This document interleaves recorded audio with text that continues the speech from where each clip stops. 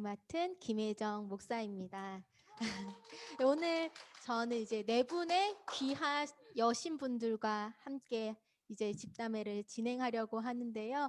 우리 여신 네 분들 각자 소개를 좀 부탁드립니다. 먼저 맨 끝에 계신 우리 박 목사님, 박 교수님부터 소개해 주세요. 예, 안녕하세요. 저는 이런 악을 내게 행치 말라로 발표를 했던 박유미라고 합니다. 지금 안양대에서 구약을 가리키고 있습니다. 만나서 반갑습니다. 예, 반갑습니다. 둘째 시간 강의했었고요. 아픔과 마주하기, 예, 여기 우리 센터 실제 사례들 가지고 했었고요. 백소영이고 기독교 사회윤리 전공하고 있습니다. 반갑습니다.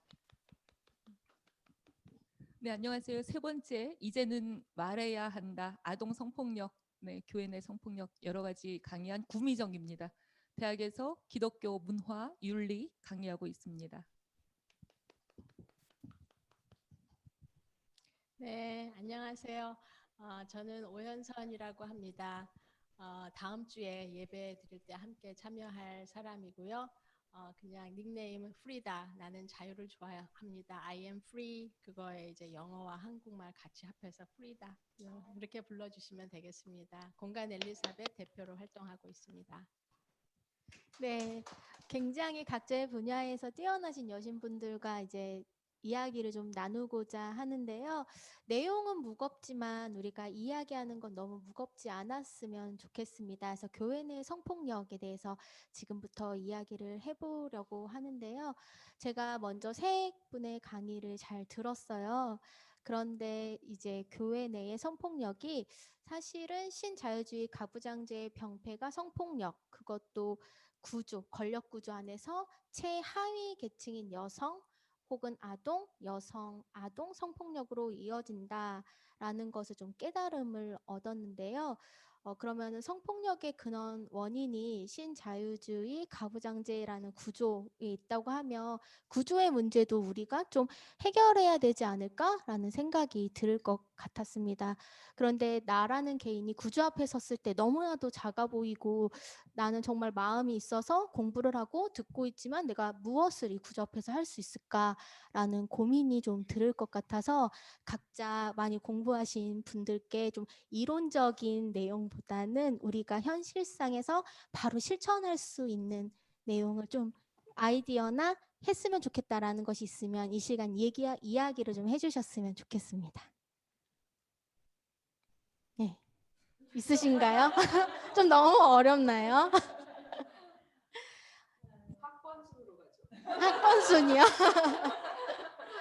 이제 학번이 높은 학번이라는 것도 사실 되게 지적 소유권 또는 지식의 계열 차별화를 만드는 것이라 우리가 자주 사용하는 말은 아니지만 그냥 우리끼리 하는 얘기로 용서해 주십시오.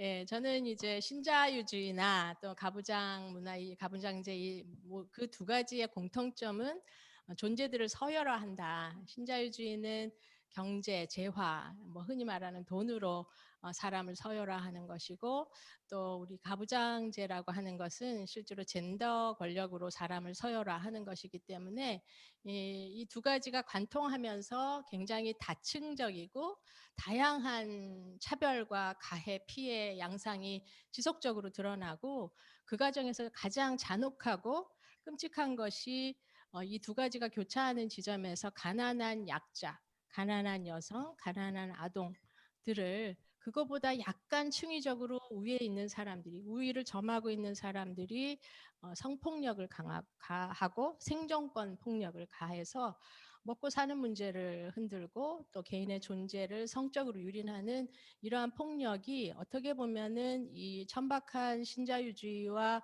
아주 미성숙하고 그보다도 더 가혹한 가부장제가 아주 결합을 하면서 우리 지구상에서 존재 간에 일어나지 않아야 될 폭력이 생산되는 구조라고 생각을 해요. 그래서 그런 거대 담론 앞에서 한 개인인 나는 무엇을 할 것인가라고 지금 우리 사회자께서 물어보셨는데 그래서 참 어려워요.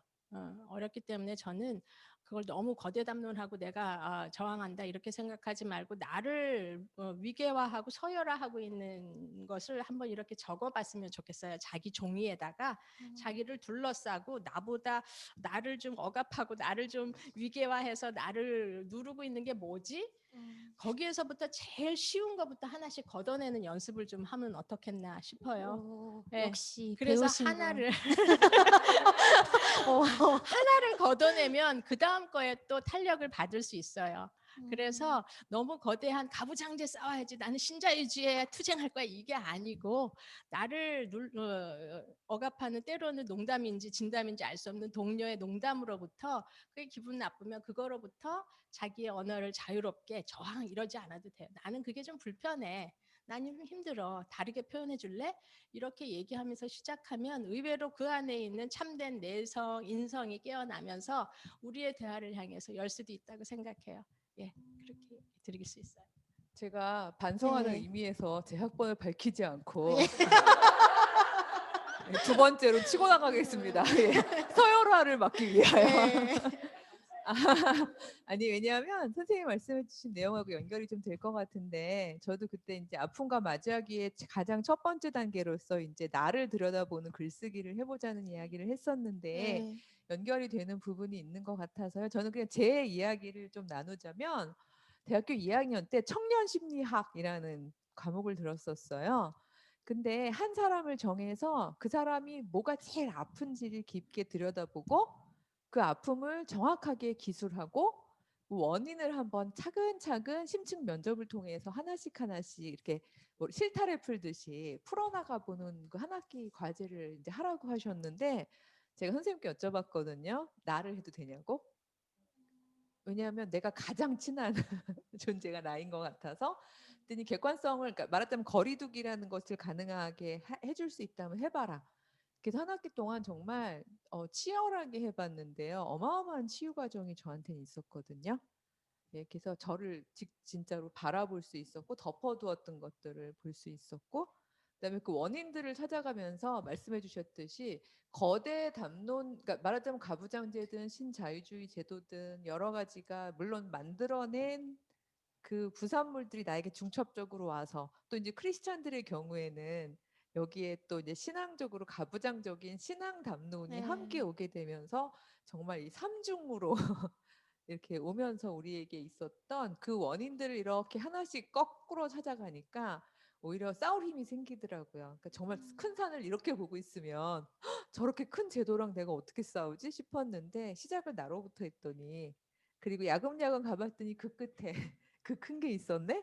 라고 생각이 드니까 내가 할 일들이 좀 찾아지는 예, 그래서 저는 대학교 때 그렇게 막 엄청난 혁명가는 아니었지만 지금까지 그 저항성을 안 잃어버린 게 나로부터 시작해서 그런 게 아닐까 이런 생각이 좀 들어요. 계속해서 그 목소리를 내셨더니 지금은 큰 목소리가 되시지 않았어요? 큰 건지 모르겠지만 요즘에 유튜브에서 엄청 핫하시던데요. 안 낭만 죽었어요. 소령님으로. 예, 예, 안 죽었어요. 우리 목소리만 잊지 않으면. 예. 맞아요. 아니 그냥 우스갯소리로 요즘 어디든지 자기가 뭐라 그러지 꼰대라든지 아니면은 좀 시대에 뒤떨어졌다라든지 아니면은 뭐 이런 식의 얘기는 듣고 싶어 하지 않아요. 어디서든지 목사들도 그렇고 뭐그 교수들도 그렇고 남자들이든지 어디든지 이제 그런 거를 듣는 거를 별로 좋아하지 않아요. 그럴 때는 그러니까 먼저 난 남자들이 너무 여성 차별적 발언하는 걸 싫어해 이런 식으로 먼저 선점을 하고 나가면 그 자기가 신사이고 싶어하고 그런 인물이 아니고 싶어하는 마음 그리고 마음 속에는 있어도 그걸 드러내지 못하도록 미리 방어막을 치는 거죠. 그러니까 저는 그런 걸 많이 했거든요. 저희가 그 총시는 남자들만이 있는 세상 속에서 너무 살다 보니까 아니 사실 저는 개인적으로 딸넷 아들 하나예요. 그 딸이 많은 집에서 아들이 별로 안 귀하게 그 아들 하나도 별로 귀하다고 보지 않은 집에서 살고 여중 여고 8을 낳았어요. 그러니까는 여자라고 해서 이렇게 한 번도 구박받아 본 적이 없는 환경 속에서 살았었거든요. 근데 이제 신대원을 딱 갔는데 여자라고 갑자기 다 뭐지 여성이기 때문에 받아야 하는 갑작스러운 관심 앤드 약간의 차별적 시선이 너무 낯설었던 거예요. 그래서 저는 아예 모르게 당신들은 왜 그러냐는 식의 반문을 계속 한 거죠. 내가 살던 데는 그렇지 않은데 당신들은 왜 그렇게 촌스럽게 그런 얘기를 하느냐 라는 얘기를 계속 했어요. 왜냐하면 저한테는 그게 너무 낯설었거든요. 아니 나는 한 번도 여자라고 내가 이렇게 집안에서도 그랬고 네, 제가 대학을 다닐 때도 그랬고 어디서든지 그런 대접을 안 받다가 여기 와서 내가 왜 이런 대접을 받아야 하지? 당신들은 이상한 거야 라는 반응을 참 많이 보였었는데 그러니까 최소한 제 앞에서는 그런 식의 말은 삼가하고 조심하더라고요. 그러니까 자기가 어떻게 보면은 그냥 우스갯소리로 어머 그런 남자는 촌스러운 것 같아. 뭐 이런 식으로라도 이제 이렇게 대화하는 대화하는 상황에서 상황, 자연스럽게. 어머 그렇게도 해? 어머 그런 것도 있어? 어머 그런 건 별론데 뭐 이런 식의 우리 말 있잖아요. 그런 식으로 자꾸 말을 어떤가 우리를 치고 들어오고 이렇게 상처를 주거나 우리를 깎아내리는 말을 할 때 그런 건 별로라는 식의 이렇게 가볍게 계속 얘기를 하다 보면 그리고 이제 좀 진지하게 얘기할 필요 없어요. 이런 거를. 그 사람들도 진지하게 얘기하지 않기 때문에 진지하게 얘기할 필요 없이 싸우자고 얘기할 필요 없이 그냥 나는 그런 건 별로야. 나는 그런 거 싫어해. 라는 식의 얘기를 계속 자신감을 갖고 얘기를 하면 어느샌가 그 사람 앞에서는 최소한 그런 말들은 하지 않아요. 그러니까 그런 말을 할 때 이제 단 하나는 조건이 뭐냐면 내가 그런 말을 하더라도 내가 저 사람들이 나를 좋게 안 봐서 내가 나를 나쁘게 봐서 나의 자존감을 낮출지는 않을까라는 생각을 버리셔야 돼요. 그렇게 그 사람들이 나에 대해서 약간 부정적으로 보더라도 뭐 어때? 라는 자기 자존감을 먼저 갖고 뭐 어때? 저 사람들은 촌스러워서 그럴 수밖에 없지라는 어떤 자존감을 갖고 그런 식으로 대응을 조금씩 하다 보면 가볍게라지만 내 주변의 사람들한테선 최소한 그런 얘기를 안 듣고 어디 가서 그런 분위기를 만들어 나가니까 지금 어쨌든 제가 합동이라는 아주 이상한 단체에 있지만 그럼에도 불구하고 최소한 제 앞에서 노골적으로 그런 이야기를 하는 사람은 없어요. 예, 그러니까 그런 분위기를 한마디라도 하면서 나는 싫어요. 그런 건 촌스러워요. 그런 거는 시대에 뒤떨어졌어요. 왜냐하면 이게 목사님들도 그렇고 교수님들도 그렇고 남자들도 그렇고 그러니까 시대에 뒤떨어졌다든지 무식하다든지 이런 얘기 듣고 되게 싫어해요. 예. 되게 싫어해요. 그러니까 자존심을 살짝 긁는 얘기를. 예, 그런 요령이 좀 필요하면서 왜냐하면 굳이 싸울 그러니까 내 힘으로 다 안 될 때는 굳이 맞대응해서 싸울 수는 없는 거거든요. 예, 실제 경험이신 거네요. 다 지금 말씀해 주신 게. 예. 그리고 우리 지금 이렇게 예. 마이크를 드는 순서가 나이 순서는 아닙니다만 어쩌다가 제가 이제 순서가 마지막에 없습니다. 이야기를 하게 됐는데요. 지금 선생님 세 분이 너무 좋은 말씀해 주셔서 제가 그냥 시로 조금 제 의견을 말씀을 드리면 갑자기 떠오르는 시가 희망찬 사람은 그 자신이 희망이다. 길 찾는 사람은 그 자신이 이미 새 길이다. 참 좋은 사람은 그 자신이 이미 참 좋은 세상이다. 이제 이런 시가 있죠. 그래서 거대한 구조악 앞에서 개인은 자칫 무기력해지고 허무주의와 냉소주의, 염세주의에 사로잡히기가 쉬운데 그렇게 하지 말라고 이 시는 우리를 격려하죠. 근데 여기 나오는 희망 같은 단어들, 행복 같은 단어들은 조건이나 계산이 아니래요. 우리는 희망할 건덕지가 있어야 희망을 갖거든요. 근데 사실은 희망이나 행복은 능력이래요. 그래서 희망찬 사람은 무조건적 낙관주의에 자기를 내어 맡깁니다. 이런 거 생각하니까 자칫 잘못하면 또 개인에게 너무 많은 걸 요구할 수 있거든요. 그래서 저는 조금 더 하나 덧붙이면 학습이라는 단어가 있잖아요. 학습. 배우는 데는 두 종류가 있거든요. 학도 있고 습도 있어요. 그러니까 학이라고 하는 건 논어 공자님은 그 둘을 구분하셨잖아요. 학이 시습지 이렇게. 그래서 학이라고 하는 건 이런 강의 듣고 내가 딱 깰 수도 있는데요. 가장 좋은 배움은 습이거든요. 습이라고 하는 건 자연스럽게 몸에 스며드는 거예요. 내가 언제 배웠는지에 의식하지 않고. 그러니까 습이라고 하는 배움을 제공하기 위해서는 한 개인이 몸담고 있는 그 생태계가 촉진적인 환경이 되면 좋을 것 같아요. 안전하고 촉진적인 환경. 이 촉진적 환경이란 단어는 정신분석학 대상관계 이론, 위니캇 이론 중에 하나죠. 그래서 어떤 한 개체가 그런 안전하고 촉진적인 환경 안에 몸담고 있으면 누가 학을 주지 않아도 스스로 다 배웁니다. 그래서 너무 한 개인에게만 큰 짐을 지울 것도 아니고 가급적 내가 몸담고 있는 공동체에서 촉진적인 환경을 만들어서 모든 사람들이 건강하게 자기 하나님이 지으신 형상대로 살아갈 수 있도록 격려하는 그런 분위기가 된다면 그런 사람들은 아주 건강한 자아로 거듭날 수 있을 것 같아요. 다 네 분 각자 좋은 이야기를 해주셨는데요. 촉진적인 환경을 만드는 안전한 공동체. 사실 이러한 공동체는 교회가 되어야 되지 않나 싶어요. 그리고 교회가 그 역할을 하는 것이 맞는 것 같은데 최근에 또 여러분들 다 아시겠지만 남양주시에 이제 그룹홈이 있는데 그룹홈의 원장인 박 원장이 10대 여와 청소년들을 상습적으로 성추행하고 성희롱했습니다. 근데 이제 자기는 고소고발을 당하니까 나는 아니다. 나는 그 아이들을 사랑해서 그냥 조금 만진 거다. 이런 식으로 자기는 혐의를 부인했고 또 그룹홈에 있던 6명의 아이들은 탄원서를 제출했어요. 그것을 보고 이제 전문가들은 이거는 그루밍 성폭력이다 하는데 또 거기 안에 있는 아이들은 몰라요. 아니에요. 그런 거 아니에요. 저를 좋아해서 스킨십을 해주신 거예요. 라고 하는데 지속적으로 교회 성폭력이 계속되면서 교회 성폭력, 교회 내 성폭력 진짜 근절될 수 있는 방법은 없을까?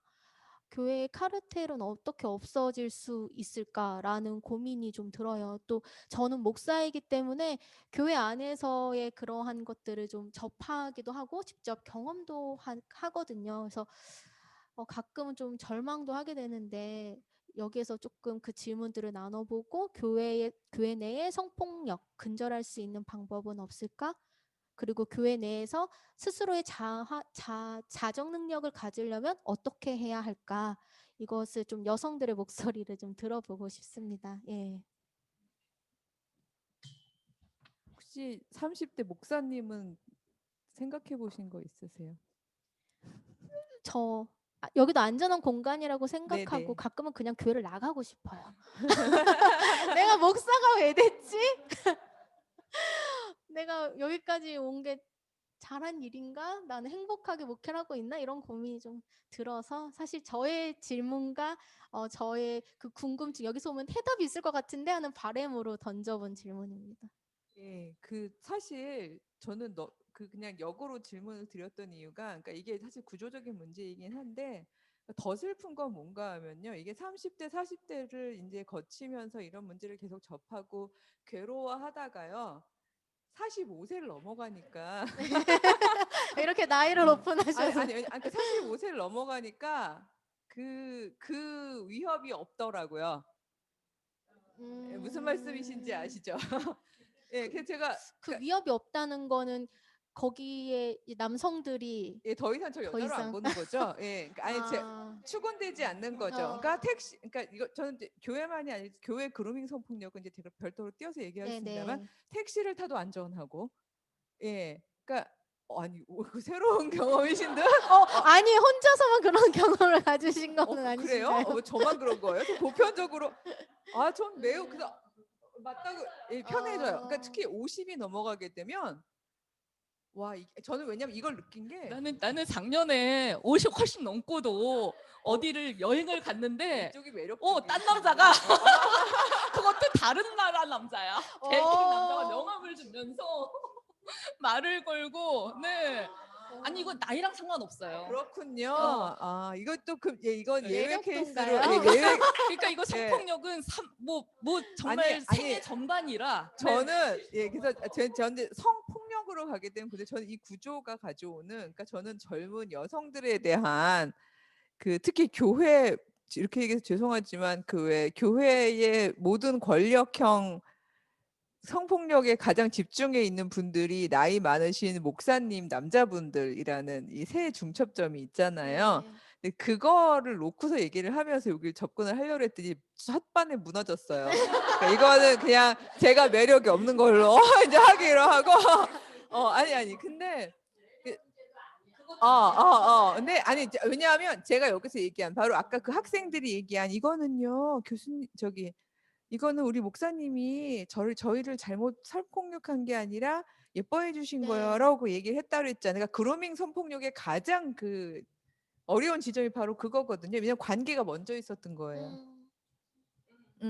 관계가 먼저 있었기 때문에 어느 선부터를 이거를 폭력적이라고 네이밍해야 될지를 모를 만큼 밀접한 관계가 있게 되는 거고 그 안에는 친밀성이라던가 이런 것들이 들어가는 거잖아요. 네. 예, 근데 제가 요더 얘기하면서도 사실은 제가 막 적나라하게 얘기를 해버렸지만 목사님들 경우에는 새 언어를 다 가지실 수 있는 분들인 거예요. 그러니까 어른의 언어랑 그러니까 하나님 아버지의 예, 이제 언어까지 갖는 데다가 목회적 케어링을 해줄 수 있는 상담사의 언어까지 갖게 되니까 이게 너무 그러기 쉬운 지점이잖아요. 그러니까 이걸 근절이라는 부분이 그러니까 사실은 이게 만약에 근절이 방법이 있다면 저는 진짜 세 분께도 여쭤 방법이 있다면 이게 5천 년 동안 지속이 안 됐겠죠. 예. 그래서 네, 그러니까 이제 저는 미정 씨 얘기했지만은 학습 얘기했잖아요. 그러니까 우리가 5천 년 역사에서 이 우리 DNA에 이제 박혀 있는 성폭력 피해 전승을 이제는 근절을 목표로 가야겠지만 어떻게 해야 되는지를 어렸을 때부터 정말 매뉴얼화해서 실제로 프랙티스를 시켜야 돼. 연습을 시켜야 될 정도로 그렇게 해야 되는데 제가 공부하면서 책을 읽은 것 중에 굉장히 도움을 받았던 책이 비언 나이스라는 게 있어요. 여성 청소년 교육서인데 착함을 넘어서서 왜냐하면 착한 여성에 대해서 겨는 그 감정은 그 기대는 다른 사람의 감정을 먼저 살피라는 거거든요. 그러니까 친밀한 관계성 속에서도 내가 불편한 시기가 있는데 그 시기를 이미 나는 착한 사람이어야 하기 때문에 내 안에서 불편한 감정보다는 저 사람의 친밀감을 더 존중해주는 그래서 자신의 감정을 믿게끔 가르쳐줘야 돼요. 어떤 감정보다도 지금 느끼고 있는 너의 감정을 믿어라. 그래서 네가 불안하면 그 감정이 정말 진리다. 그게 옳은 감정이야. 그거를 표현하도록 연습을 시켜야 돼요. 제가 아까 우리 소정 씨가 소영입니다. 죄송해요. 소영. 소영. 예. 제가 소영 씨가 그 뭐 50대 나이도 얘기하고 그런 게 일부분 맞지만 저도 어떤 기구에서 이제 일을 할 때 기관장이 제 손을 잡는다든지 또는 이제 여러 가지 성추행을 당할 때 이게 경계를 넘어선 게 분명할 때 관계 때문에 이걸 그냥 묵과해 말아 이런 아주 더러운 유혹, 더러운 자기 싸움을 순간에 해야 돼요. 그래서 노하우로 여지껏 뭐 다 견뎌왔으나 실제로 우리 스스로가 이렇게 더럽고 수치스럽고 아주 기분 나쁜 것들이 사실은 관계성 속에서 버려질까 봐 좀 더 쿨한 존재로 여겨져야 하기 때문에 이런 사회 구조망 안에서 여성들의 감정이 위축되는 역사 속에서 우리가 살아오기 때문에 발생하는 일이기 때문에 저는 실제로 이렇게 교회 안에서 그루밍의 역사는 성적인 그루밍이 아니라 교리의 그루밍이다. 그래서 계속해서 타인에게 협조하고 희생을 강요하는 그루밍, 속죄를 할 수 있는 권위가 교회에 있다는 그루밍, 그것이 목사에게 정권이 있다라는 그루밍, 그런 그루밍의 언어로부터 관계로부터 여성들이 크리스찬 여성들이 더군다나 어렸을 때부터 유아교육부터 실제로 언어를 담아서 연습하는 그런 것이 저는 오히려 필요하다. 그래서 착한 여자를 단순히 극복하자 이게 아니라 내 자신의 감정을 믿자. 내가 느끼는 것이 옳다. 그리고 말을 표현할 수 있도록 교육하고 학이 습이 되도록 그렇게 얘기하고 싶어요. 저는 근데 자정 능력 없다고 봐요. 와. 네. 단연코 없다고 봐요. 그런 구조 안에서 자기 파일을 먹으려고 끊임없이 홀드하고 있는 사람들이 있고 한마디만 딱 더하면 죄송해요. 지금 더 우리는 하셔도 이런 돼요. 세계에서 줌을 사용해서 줌인하고 줌아웃하고 음소거를 해제했다가 또 음소거를 온하기도 하고 이런 관계 있잖아요. 그런데 그건 뭐냐면 21세기의 지형이 이제 이미 바뀌었다라는 거예요. 다양한 목소리를 들어야 되는데 교회는 거꾸로 다양한 목소리 없어요. 들려져야 될 목소리들을 다 음소거하고 해제를 안 하고 이런 문화가 한 사회에서는 바뀌어 가는데 교회 안에서는 음소거 해제 장치를 스스로가 안 가지고 있다라는 거예요. 목사 혼자 컨트롤하기 때문에 저는 이 사회 분위기와 21세기의 다양성을 추구하고 음소거된 목소리들의 세계적 역사적 등장에 반하는 집단 중에 가장 후진 집단이 주는 교회 집단이라고 보기 때문에 저는 교회 자정 능력을 우리가 기대해서는 안 된다. 이렇게 얘기하고 싶어요. 둘 부정적인데요. 예, 좀 긍정적인 분 없으세요? 저도 긍정적이지 않아요. 그래요. 왜냐하면 아이가 드실 때부터 긍정적인 얘기 안 하실 것 같은데 생각했어요. 긍정적이지는 않고요. 저는 우리가 여성들 20대, 10대, 저도 20대를 지났고 이제 저 20대를 지나서 30대가 되고 40대가 되면서 아, 내가 그때가 그게 그루밍이었구나라는 것을 깨달아요. 그러니까 그 당시는 잘 몰라요. 그냥 잘해주시는구나라고 생각을 하고 있지 그게 그루밍이라고 생각을 못 하고 있다가 내가 30대, 40대가 되면서 40대 중반을 넘어가니까 아, 그게 그루밍이었고 그다음에 지금 그러면서 이제 누군가가 이제 나이 먹은 사람이 20대 여성들을 대하는 모습을 보면서 아, 그루밍하고 있구나라는 것을 발견할 수 있었어요. 근데 20대는 그걸 몰라요. 그걸 모르고 그냥 아, 잘해주시는구나, 참 좋다 이러면서 어머나 좋아라 이러면서 쫓아다니고 있어요. 10대도 그렇고 10대는 더 하죠. 그거보다 더 하죠. 그래서 저는 근데 이제 이게 이제 문제가 될 때는 항상 어떻게 되냐면 그 사람들도 미성년이고 지금 아직 보호받아야 될 대상들임에도 불구하고 성문제로 확 불거지게 됐을 때는 어떻게 되냐면 갑자기 성인이 돼요. 10대 애들도 성인으로 취급을 받고 20대 애들도 성인으로 취급을 받으면서 왜 너네들의 성은 너네들이 책임져야지 왜 그런 거에 그루밍인지도 모르고 왜 그렇게 너네는 그렇게 당하고 있었느냐라고 책임전가 그 사람들에게 죄책감을 심어주고 두려움을 갖게 하고 수그러들게 만들더라고요. 그래서 그러니까 그거를 깨닫는 순간 나도 어느 순간 위축이 되는 순간이 있었어요. 저도 나중에 깨닫고 나서 내가 그때 왜 그랬지? 나는 왜 몰랐지? 라는 생각을 하다가 근데 이제 시간이 지나면서 그때는 모를 수밖에 없어. 나는 그때 미성숙했어. 나는 몰랐어. 내가 이거를 아는 데까지 이만큼 시간이 걸린 거야. 그러니까 내가 그걸 아는 데까지 이만큼 시간이 걸린 것처럼 지금의 10대도 20대도 그걸 모른다는 거죠. 모르기 때문에 우리가 아는 사람이 그 모르는 사람들을 보호해주고 지켜주고 가르쳐줘야 된다는 거죠. 그게 그루밍이고 그건 너네가 나빠서가 아니라 너네가 아직 몰라서 그렇게 당할 수밖에 없는 아직 미성숙한 상태이기 때문에 너네들의 이런 미성숙을 이용해서 그렇게 자신의 어떤 욕망을 채우는 인간들이 나쁜 거지 너네가 나쁜 건 아니란다. 너네는 그런 과정들 속에서 이제 배워 나가는 거란다. 그러니까 너네 자신을 잘 지켜라. 그걸 그렇게 당했다고 해서 그것을 한 번 지나가고 마는 거다. 그럴 수 있지만 지나고 나면 또 그것도 별거 아니더라. 라고 생각하면은 힘이 생기니까 그 시기가 잘못됐다는 거 알면 거기서 나오고 그것을 당했더라도 그렇게 너무 죄책감을 갖거나 죄책감을 갖거나 본인에 대해서 이제 땅 파고 들어간다고 얘기하죠. 그렇게 하지 말아라. 그냥 그 미성숙 시간은 누구나 다 있는 것이고 그런 미성숙을 이용한 인간들이 나쁜 거다라고 우리가 교육을 시킬 필요가 있어요. 근데 우리도 보면 50대가 돼도 그 어린 여자들에게 너무 가혹해요. 우리가 여성들이 오히려 여성들에게 너무 너네들이 왜 그러고 다니느냐고 가혹하게 말하는 경우들이 또 꽤 있더라고요. 그래서 우리가 먼저 우리의 아이들에게 대해서 너그러울 필요가 있다. 20대들에 대해서 너그러울 필요가 있다라는 생각을 많이 하고 치열업해주고 죄책감 느끼지 않게 해줬으면 좋겠다라는 생각을 좀 해봤습니다. 예. 그 서지연 검사님을 시작으로 이제 사법계 미투 운동 그게 이제 문화예술계에 거대한 파장을 일으키면서 이런 성폭력이 거의 다 권력 위계 속에서 발생할 수밖에 없는 구조구나 이거를 깨닫게 됐죠. 그러니까 내 밥그릇을 내 밥줄을 저쪽이 쥐고 있는데 내 감정을 그대로 다 표현하기가 어려웠던 것이죠. 이게 교회까지 파장을 일으키지 못한 것은 교회는 훨씬 더 복잡하기 때문이죠.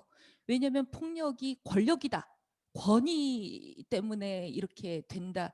이게 바깥에서 명확한데 교회는 사랑의 공동체인 거예요. 은혜 공동체. 그러다 보니까 목사님이 나한테 사랑을 해주신다. 이것 때문에 폭력성이 보이지 않는 거죠. 저도 이제 목사로 교회에서 설교하고 목회하고 그러는데 제가 느끼는 딜레마는 어떤 거냐면 교회라고 하는 구조가 70%가 여신도예요. 그리고 대부분의 사회는 동성애가 표준이 아니라 이성애가 표준이에요. 그러니까 어릴 때부터 우리는 남자애를 좋아하는 거예요. 여자들은 거의 다. 그러니까 여성 목사의 어떤 말보다 남성 목사가 하는 말이 훨씬 더 강력한 메시지로 들려요. 그러니까 똑같은 설교를 전달을 해도 남자 목사님한테는 막 하트 뿅뿅 이렇게 막 은혜 받는 얼굴로 쳐다보는데 여자 목사가 하면 이거는 뭐 너나 나나 뭐 이러는 것 같기도 하고 이런 딜레마가 있어요. 그래서 그 보통 여신도들이 자기 가정에서 눌려 있는 보통은 70%라고 하는 건 부부가 교회를 안 다닌다는 거잖아요. 여신도가 훨씬 더 많아요. 그러면 가부장제에 찌든 여성들이 교회에 나와서 목사님은 사랑의 언어를 구가하면 성적인 판타지가 생길 수밖에 없죠. 내 남편은 안 그런데 우리 목사님은 입만 열면 그렇게 좋은 소리 하시는 거잖아요. 그래서 이거는 그 성의 다이나믹스, 성의 역동성 같아요. 그러니 이제 저는 막 그 교회에서 목회하면서 제발 우리 여성 교우들이 저를 좀 사랑해 줬으면 좋겠는 거예요. 여자 목사지만 좀 남자 사랑받고 목사보다 싶은 더 거야. 많이. 막 사랑받고 싶은데 그분들의 사랑의 방향은 이상하게 존경하는 목사들은 다 남자 목사들을 좋아하더라고. 그리고 이제 이 여성들끼리는 또 언어가 건조해져요. 그래서 이게 여성 목회, 여성의 목회 환경이라고 했을 때는 또 대학에서 가르칠 때도 마찬가지죠. 여성 신학자가 강의를 할 때는 회중은 남성 전도사나 남성 목사가 훨씬 더 많아요. 거꾸로죠, 이거는. 그러니까 이럴 때는 교수들 가운데 10명 중에 9명은 남자 교수고 여자 교수 1명 있을 때 저 사람의 말에 권위가 있다라고 하려면 그게 간단치 않아요. 왜냐하면 여성의 말은 언제나 평화돼요. 이 인문학이라고 하는 게 역사가 너무 짧아서 차라리 과학기술은 평등합니다. 양성평등으로 훅 갑니다. 기술이니까요. 근데 인문학은 설득하고 대화하고 전거를 대고 이래야 되는데 지금 여성들이 인문학에 들어와서 되는 모든 각주에 달린 전거는 다 남성 신학자거든요. 그러다 보니까 그 말의 권위를 얻고 이런 것들이 참 간단치 않습니다. 결국은 그 교회 안에서 그루밍을 저는 이제 여성 목회자라 제 머릿속에 너무 많은 감시 카메라가 있는 게 너무 괴로워요. 그러니까 말을 할 때마다 이게 혹시 폭력의 언어가 아닌가 계속 성찰하게 돼요. 내가 나도 모르게 폭력적인 언어를 사용한 게 아닌가? 이 본문을 해석할 때 내가 그동안 너무 남성들이 폭력적으로 해석해온 걸 답습하는 게 아닌가? 뭐 하나님을 감추고 내 권위를 드러내라고 내가 지금 이 짓을 하고 있나? 너무 많은 감시 카메라가 도는데 내가 목회하는 이 환경만이라도 아까 제가 말씀드린 것처럼 촉진적 환경, 평화, 평화라는 게 뭘까? 언어부터 존재까지 이거에 대한 뼈저린 성찰이 없고서는 그걸 도무지 실현할 수가 없어요. 근데 우리가 배운 모든 것들은 다 폭력이거든요. 언어 폭력부터 신체 폭력부터 상징 폭력부터 문화 폭력부터 우리는 사실은 폭력을 먹고 마셔요. 이게 타락한 인간 세상이에요. 이런 사회 속에서 새로운 길을 찾는다는 게 굉장히 쉽지 않죠. 그래서 사실은 이런 자리와 여성들이 계속해서 이 학문 세계에 끼어들고 계속 목회를 나가고 사실 교회 안에서 남성 목회자, 나이 많은 어른 남자 목사에 의해서 저지르는 성폭력을 근절하는 길은 사실은 간단합니다. 우리 김혜정 목사님 같은 젊은 여자 목사들이 70% 이상 차지하면 돼요. 그러면 생태계는 확 바뀝니다. 응. 이건 너무 간단해요. 근데 이게 안 되잖아요. 이걸 안 해주는 거예요. 이렇게 안 하고 어떻게 하냐면 토크니즘이에요. 여자들한테 목회 안수를 줬으니까 니들이 알아서 기래요. 근데 여자는 담임으로 초청을 안 하거든요. 나이가 40, 50 넘어가는데 담임 목사 안 부르잖아요. 부목사로는 얼마든지 쓰는데 담임은 안 시키잖아요. 그러니까 이제 이런 그 권력 구조 안에서 폭력의 언어, 폭력의 문화, 저 사람이 해석하는 방식이 폭력인지 이런 것들에 대한 뼈저린 성찰과 뭐 계속 교인들이 우리 목사님 설교가 너무 폭력 이렇게 되면은 우리를 막 길들이려고 그러고 그루밍하고 이러면 좀 별점을 깎아주든지 이런 그 교회 문화를 스스로 또 하려는 개혁은 결국은 평신도가 해야겠죠. 우리 교회도 담임 목사 여성들로 합시다. 이러려면 당회에 여자들이 많이 들어가야 되고 청빙 위원장이 여자가 돼야 됩니다. 네. 그렇게 하면 많이 바뀝니다. 제가 볼 때. 그러니까 여성을 세우는 것가 전략적인 목적이 될 수 있는데 저는 구조적으로 교회에서 목사의 권위를 아주 낮춰야 된다고 생각을 해요. 기본적으로. 그래서 지금 세계적으로 세계에는 한국 밖으로 나가면은 신학교나 교회 뭐 신학교의 남성 입학률이 굉장히 현저히 낮아지거든요. 종교학이나 기독교 크리스찬니티 스터디 이런 것들이 신학 공부가 이제는 더 이상 남성들의 그 욕망을 주어질 만큼 매력적인 직업이 아니기 때문에 여성들이 신학교에 굉장히 많이 와요.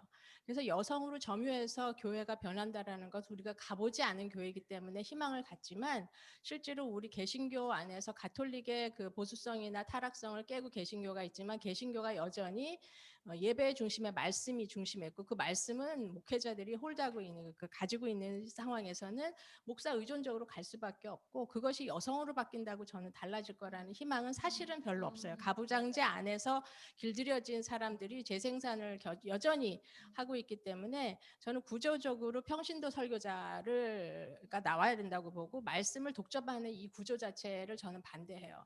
그래서 제가 교단을 탈퇴할 수밖에 없었던 것이 이제 근원적인 변화가 없이는 안 되고 적당히 고쳐서는 쓸 수가 없기 때문에 새로운 구조를 상상해야 된다.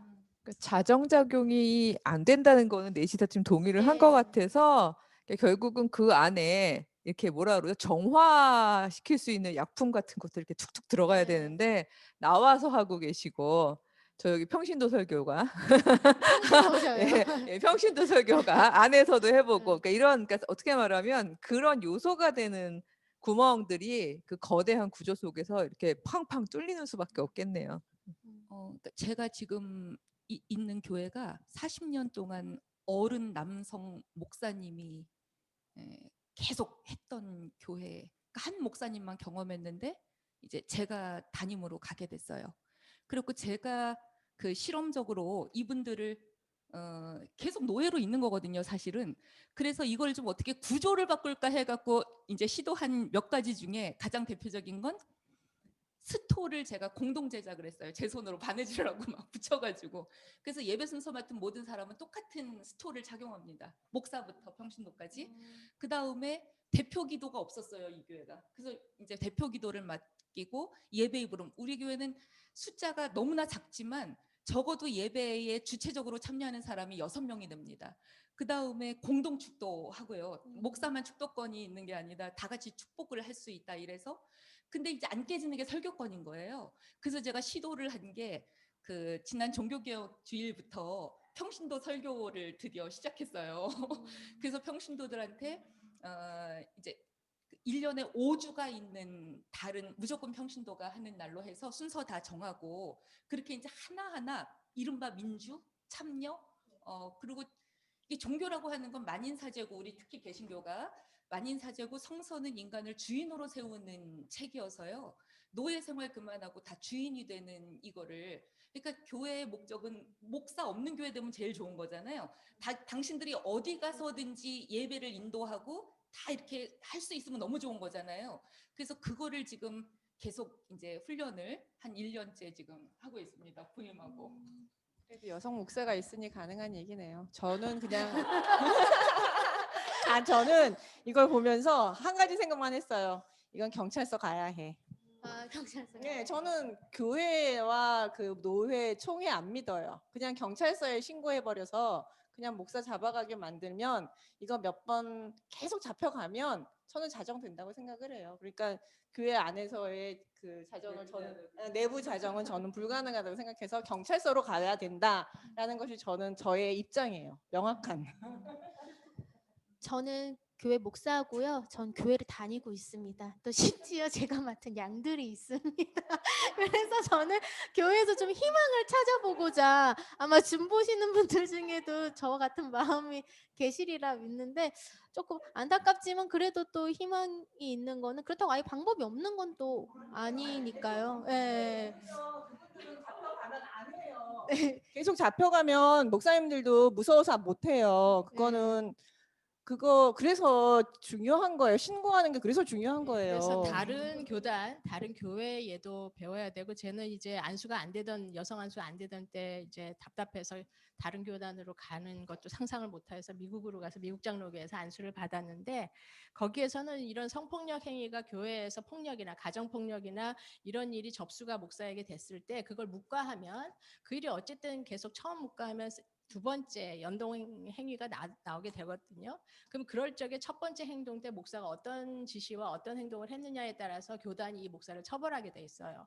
그래서 반드시 경찰에 신고를 먼저 해야 되고 매뉴얼에 따라서 움직여야 되는데, 교회에서 커다란 문제를 안 만들고 그야말로 은혜대로 덮겠다고 하는 그 원칙을 지키면은 실제로 계속해서 그런 폭력은 계속해서 더 극대화되고 팽창되는 속성이 있기 때문에 결국 가해자의 어떤 죄는 면책이 되고 피해자는 더 어려운 삶을 살게 되어서, 저는 일반적인 경찰의 신고를 포함하여 구체적인 매뉴얼을 정하고 계속 세부적인 사항까지 교회 법으로 만들어서 해야 된다라고 하고, 교회의 내규에 더 자세한 법들을 만들어 가야죠. 저도 교회 담임 목사를 지금 우리 교단에 담임 목사로 있다가 교단 탈퇴하고 우리 교회는 아직 우리 교단에 남아 있기로 하고 그런 관계로 목회를 하고 있는데, 실제로 그런 성평등 문제라든지 포괄적 언어 사용 문제라든지 이런 평등의 기준, 민주주의 기준과 절차에 의해서 계속해서 우리가 어디까지 함께 개혁해 갈 수 있느냐를 시험하고 있어요. 그래서 그것이 네. 저의 희망이다. 희망을 품은 사람이 희망이고 길을 내는 사람이 길이 된다고 하는 그 말에 동의하면서 그런 우리 스스로가 좀 희망이 되도록 우리 여기에 있는 5사람부터 그렇게 하면 좋겠네요. 네. 여기 기독교 반성폭력 센터에서 서포터즈들이 많은 활동을 하고 있는데 이제 그분들이 활동을 하면서 받았던 질문들 중에 하나라고 해요. 그래서 제가 그 질문을 가지고 왔는데요. 가해자도 피해자도 아닌 제3자의 입장으로서 내가 교회 공동체에서 이러한 성폭력이 있다는 것을 내가 딱 알게 됐다면 제일 먼저 나는 무엇을 해야 되나요? 라는 질문이에요. 근데 계속 말씀해 주신 거를 보니까 이제 먼저 표현을 할 수 있게끔 안전한 공간을 만들어주고 그리고 함께 지지를 해준다 뭐 이런 것과 또 그 외에 간단하게 신고를 할 수 있게 계속 매뉴얼을 만드는데 목소리를 내야 된다라고 좀 제가 이 질문을 정리를 해봐도 괜찮을까요? 예, 그런 것 같죠? 예. 왜냐하면은 네네. 죄송하지만 저는 하여튼 구체적으로 우리 여성들이 자기가 피해자라고 하는 걸 증거를 할 수 있는 그 패키지를 좀 만들어서 이 성폭력 센터에서 만들었으면 좋겠어요. 면봉.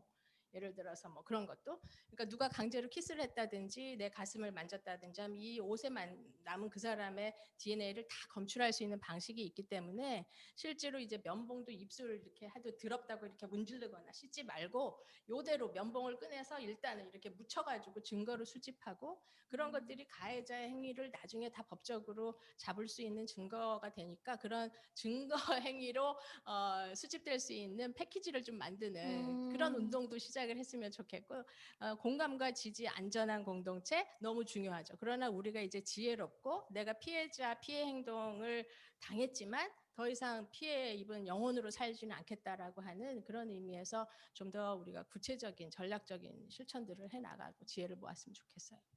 예, 아니 연결이 자꾸 되는 네네. 이렇게 눈을 맞추다 보니까 막 연결이 자꾸 되는데, 그러니까 그런 매뉴얼들이, 그러니까 사실 저희가 막 화재도 매뉴얼 만들어가지고 예방 교육하고 온갖 그 이머전시에 대한 예방 교육들이 있으면서 이런 굉장히 중요한 이슈들에 대해서는 아예 언급 자체를 안 한다는 건 정말 말이 안 되는 상황인 것 같은데, 저는 성폭력에 대해서 그 생각을 해봤어요. 그러니까 원인이 외부에 있는 내상.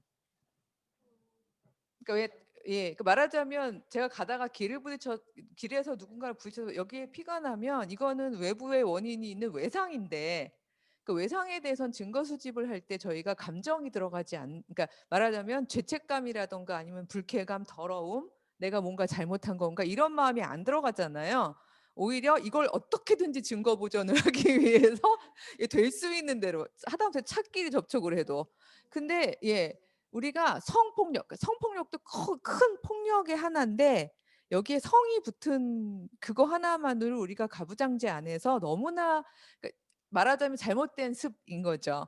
이건 마치 내가 뭔가를 잘못해서 만들어진 폭력인 것처럼 그렇게 우리가 학습이 되어 있기 때문에 자꾸 지우려는 증거 자체를 지우려는 그런 연습들을 마음속에서 해왔던 것 같아요. 명백한 외부적인 폭력에 의해서 내가 받은 상처이고 상처는 외상과 내상을 모두 다 잘 보존하는 것들을 지금 말씀하신 것처럼 면봉을 어떻게 한다, 뭐 한다 하는 걸 이렇게 마치 매뉴얼처럼 그렇게 딱 가지고 있으면 훨씬 감정을 좀 이렇게 분리하는 거가 훈련이 되지 않을까 이런 생각이 들어요. 그리고 이제 제 3자의 면에서는 이런 것들을 소위 말해서 지난번에도 그 얘기했지만 아직 준비가 안 되고 내 상처를 보기도 너무 힘든 사람에게 이거 다 해야 돼라고 강요하는 것도 어떻게 말하면 또 하나의 폭력이 될 수 있기 때문에 얼마나 아픈지 얼마큼 기다려야 하는지 이런 걸 보면서 3자의 입장에서는 그 피해자 중심으로 이 스피드를 좀 맞춰가면서 제시하면 좋겠다는 생각이 듭니다. 이번 주제가 이제 예수님을 기다리는 여자들이라는 건데 또 이제 교회 내 성폭력을 당한 여성들이 이런 고민들을 많이 한대요. 내가 교회에 계속 남아 있는 게 맞을까? 아니면은 내가 그냥 교회 다니더라도 침묵하고 아무 일 없었던 것처럼 다녀야 되는가? 아니면 내가 나가야 되나? 일단 나가도 내가 어디로 가야 되나? 여러 고민들이 좀 든다고 하는데요. 이 교회 내 성폭력을 당한 여자들이 교회 안에서 어떠한 선택을 하는 게 옳을까? 정말 나가야 되는 건가? 아니면 그 공동체 안에 머물러야 되는가? 없는 일로 생각하고 해야 되는가? 어떤 결정이 맞을까? 또 대림절을 보내는 이분들에게 어떠한 따뜻한 메시지나 격려의 말을 해야 할까? 이런 것들을 좀 돌아가면서 얘기해 주셨으면 좋겠어요. 예.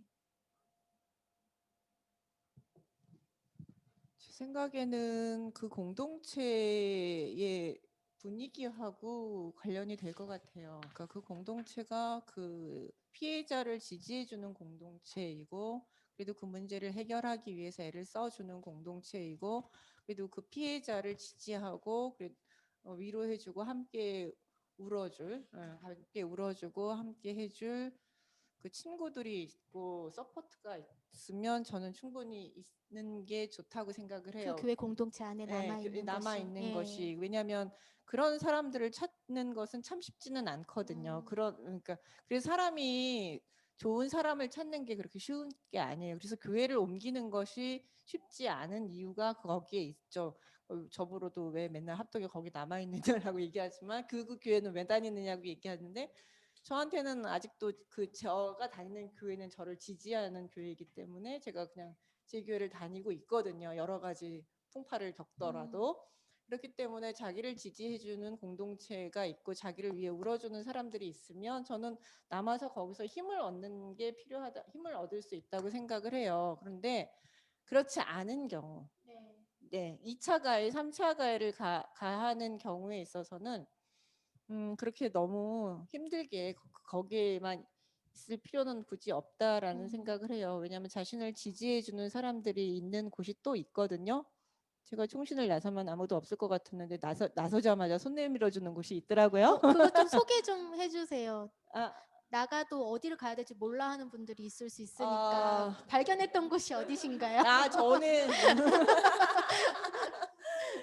처음에 제일 먼저 손 내밀어줬던 곳이 사실은 여러분한테는 이 기독교 반성폭력 센터에 먼저 와서 그 상담을 했으면 좋겠어요. 그러니까 왜냐하면 여기서는 그런 문제들을 언제든지 와서 상담을 해주고 어떤 매뉴얼로 어떻게 이 일들을 진행하고 그다음 법적인 도움이 필요하면 법적으로도 도와주는 일들을 해주고 있거든요. 기독교 반성폭력 센터가 현재 반성폭력 센터에서 그래서 전문 상담하시는 분도 계세요. 네. 제가 왜 이런 얘기하냐면 제가 여기 공동대표로 있습니다. 그래서 약간 홍보를 하자면 많이 하셔도 돼요. 네. 그런 이렇게 전문으로 상담해 주셔서 자신이 어디가 아픈지 그런 아픈 마음도 지금 문제 이런 것들도 다 상담을 해주시고 같이 아파해 주시고 울어주시는 분들도 계시고 그다음에 이제 이 일들을 어떻게 진행하면 좋을지 그렇죠 방법이라든지 이 순서들도 여러분 같이 의논해 주실 수 있는 분들이 계시거든요. 그러니까 혼자는 아니에요.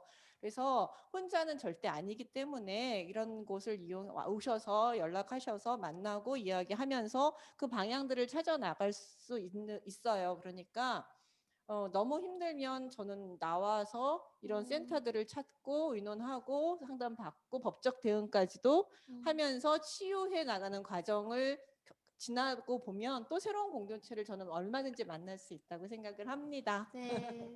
공간 엘리사벳은 어떤 공간인지 전 굉장히 궁금했는데요. 왜냐하면 마리아가 그 어린 나이에 아무리 참 계시 수태고지를 받았지만 어쩔 줄 모르고 힘들었을 때에 3개월을 같이 하면서 굉장한 지지와 용기를 얻었을 것 같은데 저는 그 이름 듣자마자 엘리사벳 이름 듣자마자 맞아요? 네, 맞아요. 조금만 더 소개해 주세요. 그러니까 두 여성의 만나는 두 사람의 만난 공간이죠. 오랜 동안 가부장제 하에서 오랜 불임을 겪은 여성과 그다음에 이제 비혼모로 살아서 이제 그런 삶을 살게 될 수 있는 그런 생애 위기 속에 처한 두 사람이 특히 이제 마리아가 그 과정에서 어느 누구를 찾아가지도 않고 자기하고 정혼한 사람을 만나러 간 것도 아니고 친척 먼 친척 엘리사벳 그 사가랴의 집이죠. 같이 두 사람이 부부였고 그래 거기 가서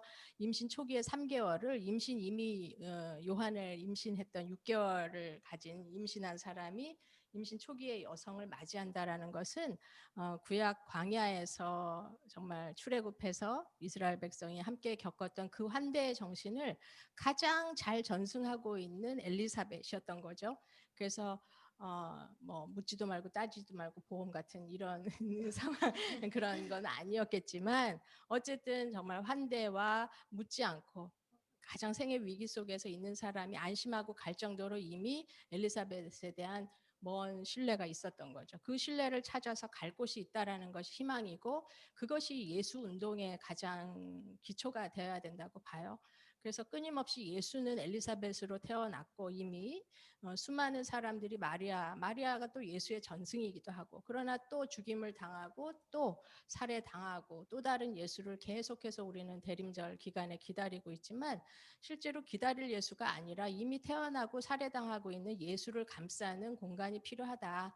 그것이 이제 교회론의 근거이고 기독교 교육을 전공한 저로서는 기독교 교육의 학문 실천적인 학문의 어떤 교회 성서 안에서 심볼을 찾는다면 엘리사벳의 공간이 아니었을까. 그래서 초기에 임신한 여성이 먹고 자고 안전하게 죽을 수도 있는 돌맞아서 죽을 수도 있는 위기에서 함께하고 더군다나 둘이서 칼라 퍼플처럼 서로 막 쎄쎄쎄 하면서 밤새 얘기하다 보니까 그런 마그니피캇이라고 하는 아주 정말 신학적으로 너무 위대한 민중가요가 탄생을 했고 그 가사를 그 창밖에서 듣던 사람들이 공감하면서 같이 불렀었을 그런 노래가 되지 않았을까 해서 그런 공간 엘리사벳. 그래서 그냥 학교에서 쫓겨나고 교회에서 쫓겨나고 계속해서 쫓겨나면서 내 스스로가 마리아이기도 하고 또 나는 누구에겐가 엘리사벳이 될 수 있다라고 하는 그런 차원에서 공간 엘리사벳. 그래서 건축 사무소인 줄 알아요. 어떨 때는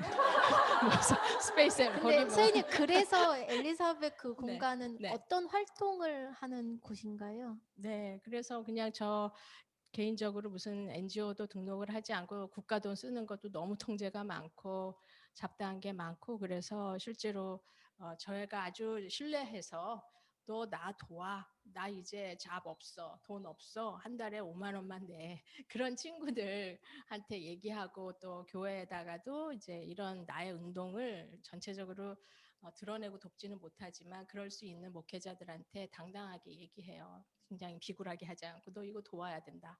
해야 된다. 그렇게 해서 그런 돈으로 실제로 제가 현장 지원을 하고 현장에 갈 수 있는 차비도 거기서 나오고 한 달에 일정한 저의 임금 뭐 밝힐 필요는 없지만 정말 교토비 정도를 거기에서 지원을 받으면서 실제로 현장에 연대하는 신학자로 그것을 또 세미나하고 공부해서 글로 써가는 작업도 하고 최근에는 Feminist Spiritual Community라고 하는 그런 줌으로 이 전국 단위에서 정말 페미니즘을 배우고 싶고 스피리추얼한 자기 프랙티스를 통해서 가부장 문화 안에서 찢기고 억눌린 이 가슴을 서로 내밀고 치유할 수 있는 그런 영적 공간을 한번 만들어 보자 해서 줌으로 이제 모이기 시작했어요. 그런 안전한 대화의 공간. 이 땅에 마리아들도 달려갈 수 있는 거죠? 그렇죠. 그런 일들을 할 수 있는 사람들이 공간 엘리사벳은 특정화된 뭐 브랜드가 아니니까 누구나 사용할 수 있어요. 저는 일산에서 하고 광주에서 했었고 아무 데서나 다 공간 엘리사벳이 되어서 이런 일들을 함께 해 갔으면 좋겠고 이런 기독교 반성폭력 센터 이런 부분이 얼마나 안전한 엘리사벳 공간인지 저도 너무나 환영하고 여기에 아주 훌륭한 매뉴얼이 있어서 이런 매뉴얼도 꼭 와서 보시고 서대문에 있으니까 오셔서 방문하셔서 녹화하시고 배우시고 얘기하시고 그러면 참 좋을 것 같아요. 예, 그런 공간이 신학 연구 또 평화 교육, 청소년 인권, 아까도 아동 교육 얘기했잖아요. 그래서 어린이 평화 인권 교육 교재, 또 청소년 인권 평화 교육 교재 이런 것들을 기독교 교육 측면에서 비판 교육 측면에서 하면서 그런 교재 작업도 하고 그 작업을 하기 위한 작자들도 모아서 같이 워크숍하고 강의하고 책을 만들어내서 보급하고 그런 일들을 하고 또 세계적인 세계 교회에 연대할 수 있는 교회하고 또 연대도 하고 다양한 일을 제가 하고 싶은 것 뭐든지 하고 사는 자유로운 행복한 사람입니다. 프리다. 네. 이름처럼 물어봐 교회 주셔서 내 감사합니다. 네. 교회 내 성폭력으로 인해서 교회 떠나야 될지 말아야 될지 고민하시는 분들에게 해드리고 싶은 이야기는 그 교회가 안전하고 나를 지지한다면 거기에서 남아서 그들과 함께 내 마음을 좀 추스리고 더 나아가 한 발짝 한 발짝 걸어갈 수 있게끔 하라. 만약에 그 교회가 오히려 2차, 3차 가해를 알게 한다면 그냥 그 교회를 당당히 나오고 지금 기독교 반 성폭력 센터나 또 그 외 다른 또 이곳에 오면 많은 분들을 소개해 주실 것 같아요. 그런 좀 더 안전한 지지 공간으로 가라 좀 이런 이야기였던 것 같습니다. 이제 마지막으로 벌써 마지막 정말 질문인데요. 지금 못하겠다. 나 말하고 싶은 게 있었다 하시는 분 있으시면 마지막 질문 때 같이 해주시면 됩니다. 여전히 존재하는 폭력 앞에 대림절을 보내는 우리는 어떻게 지내야 할까? 어떤 마음으로 이 마지막 대림절 넷째 주를 보내야 될까? 예, 한마디씩만 좀 짧게 해주셨으면 좋겠습니다. 대림절을 기다리지 말라. 대림절을 축하하지 말라 이런 얘기 하고 싶어요. 저는 기독교 한국교회가 가부장제와 또 신자유주의에 그 영합해서 만들어낸 최상의 상품이 대속교리, 그 다음에 부활교리, 또 탄생교리 이런 속에서 그루밍화되고 결국은 그 상품을 극대화해서 교인들을 통제하고 여전히 폭력의 대상으로 삼고 착취의 대상으로 삼는다라는 관점을 가지고 있기 때문에 아까도 말씀드렸지만 역사상에서 예수는 수없이 우리에게 와 있고 왔었고 또 계속 오는데 이미 와 있는 내 안에 계신 예수를 못 만나는 것은 우리가 우리 존재 밖에 존재하기 때문이에요. 그래서 자신 안에 있는 예수를 발견하기 위해서는 자기 안으로 들어가야 되고 그 안에서 조용히 머물러서 자기만의 안전한 공간을 스스로 만들 수 있는 영적 공간의 훈련을 우리 여성들이 이제는 스스로가 해야 되고 여성이라고 하는 것은 모든 약자를 포함하는 대표적인 상징적인 언어이기 때문에 젠더 개념을 쓰는데요. 그래서 모든 이 사회와 구조 안에서 억압받는 모든 자들의 내면의 영성을 키우는 평화의 영성을 키우기 위해서 현장과 닿아 있고 막연하게 오는 예수를 기다리고 대망하지 말라. 이미 와 있는 우리 곁에 있는 고난받는 계속 죽어가고 있는 노동자 예수, 성폭력 피해자 예수들을 우리 안에서 감싸고 그들을 돌보지 않았던 것을 참회하는 렌트, 사순절을 지내고, 그리고 그런 사람들을 더 이상 안 만들겠다는 각오로 렌트 이후의 삶을 살고, 그러한 상황에서 앞으로도 이어질 그러한 해방 예수를 우리 안에서 찾는 대림절이 되어야지, 막연하게 우리 저 위에 있는 예수가 또 올 거라고, 그 예수가 우리를 구원할 거라고 기대하는 대림절, 대림교리를 저는 딜리트할 때가 왔다, 이렇게 예. 생각합니다. 너무나도 좋은 말씀 해주셨는데요. 저희 이제 좀 질문을 받아야 되는 시간이 벌써 왔어요. 제가 근데 핸드폰이 없어가지고 카톡을 못 보고 있어요. 그래서 질문에 대해서 제가 조금 받으러 잠깐 좀 자리를 이동하겠습니다.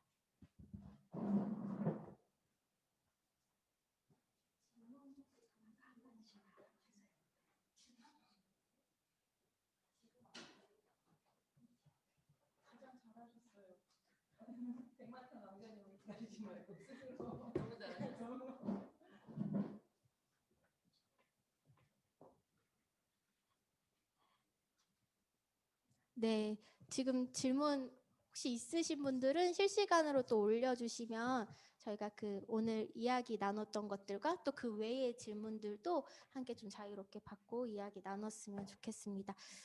질문이 아직 조금은 안 올라온 것 같아서 다른 목사님들도 이 마지막 질문에 대한 이야기를 좀 해주셨으면 좋겠어요. 그럼 이렇게 그냥 순서대로 제가 마이크를 네. 바로 이어볼게요. 그 기다린다는 말을 우린 자꾸만 어떻게 보면 수동태로 쓰려 그러는 것 같아요. 그러니까 기다림은 굉장히 수동적으로 보여요. 그래서 그가 오시면 모든 문제가 해결될 것 같죠. 기다림에 대한 성찰로 아주 빼어난 연극이 고도를 기다리며가 떠오릅니다. 고도를 기다리며. 이 희곡을 보면 고도가 온다는 거죠. 아침에 소리를 질러요. 메신저가. 고도가 오늘 온답니다. 그럼 이제 하루 종일 기다리잖아요. 근데 저녁 때가 됐는데 내일 온답니다 이래요. 그럼 이제 다음 날 또 기다리는 거예요. 근데 이 연극이 보여주는 건 뭐냐면 기다리는 자들의 행태예요. 그러니까 주인공이 이제 두 명이 등장하는데 이 사람들이 기다리면서 뭐를 하냐면 고도에 대해서 대화를 나누는 것도 아니에요. 둘이 맨날 싸워요. 그러니까 이렇게 쓸데없는 짓을 하고 수다나 떨고 신변 잡기로 시간 때우고 그다음에 폭력이 늘 나옵니다. 서로 맨날 싸워요. 기다린다고 하는 건 능동태죠. 정말 그분을 기다린다는 것은 그분의 사랑을 받을 만한 존재로 우리가 변화된다는 것이죠. 근데 우리는 그분을 타자화해서 완전히 뭐 어떤 종교적 숭배의 대상으로만 놓고 내가 변할 생각은 하나도 안 하는 거예요. 과거의 모습에 젖어서 그대로 폭력적 실존으로 그분만 오시면 모든 문제가 해결될 것처럼 합니다. 근데 크리스마스라고 하는 것은 하늘엔 영광, 땅에는 평화죠. 근데 이 평화가 뭐냐는 거예요. 그래서 고도를 기다리며라고 하는 건 거기 나오는 고도는 분명히 예수를 가리키긴 합니다. 메시아죠. 우리를 구원하실. 그러면 그분을 기다린다고 하는 것은 우리 자신이 평화의 실존으로 변화되어서 내가 먼저 그 누군가에게 서로 하나님이 되어주는 그런 관계가 이 땅에 먼저 평화가 임하면 그 오시는 그분하고 우리가 합일이 되는 거죠. 그래서 이현주 목사님이 대림절에 맞는 시를 쓰신 게 나 당신을 기다릴 수만 있다면 이런 시가 있어요. 근데 그 시는 압권이에요. 맨 마지막에 내가 정말 기다리는 게 당신이 맞다면 헛된 욕망이 아니라 당신 마침내 오지 않아도 좋다 이렇게 끝나요. 그래서 내가 그야말로 하나님의 아들 딸로 변형되어서 그렇게 이 시간을 잘 채울 수 있다면 그 기다림의 끝은 열매는 바로 이 과정이 다 만들어 주겠죠.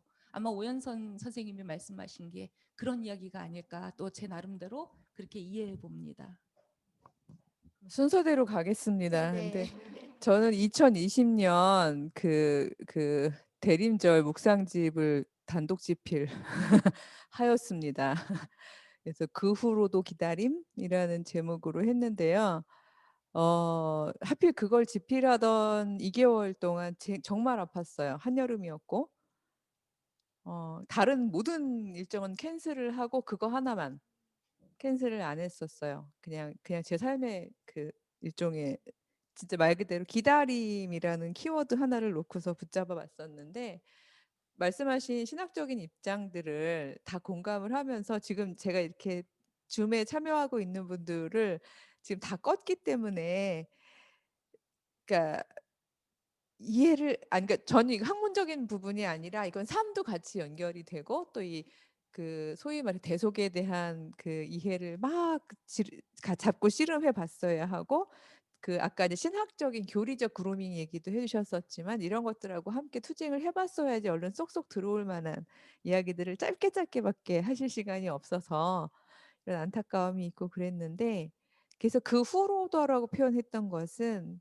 한 인간 예수가 필시 안전한 출생도 아니었고 예, 축복받는 출생도 아니었던 그 시작부터 마지막까지를 그리스도로 살아내었던 한 큰 사건, 구원 사건이 있었는데 그 사건 후로도 우리는 계속 그런 기다림이라는 그 저는 이걸 현재 완료형으로 보고 싶거든요.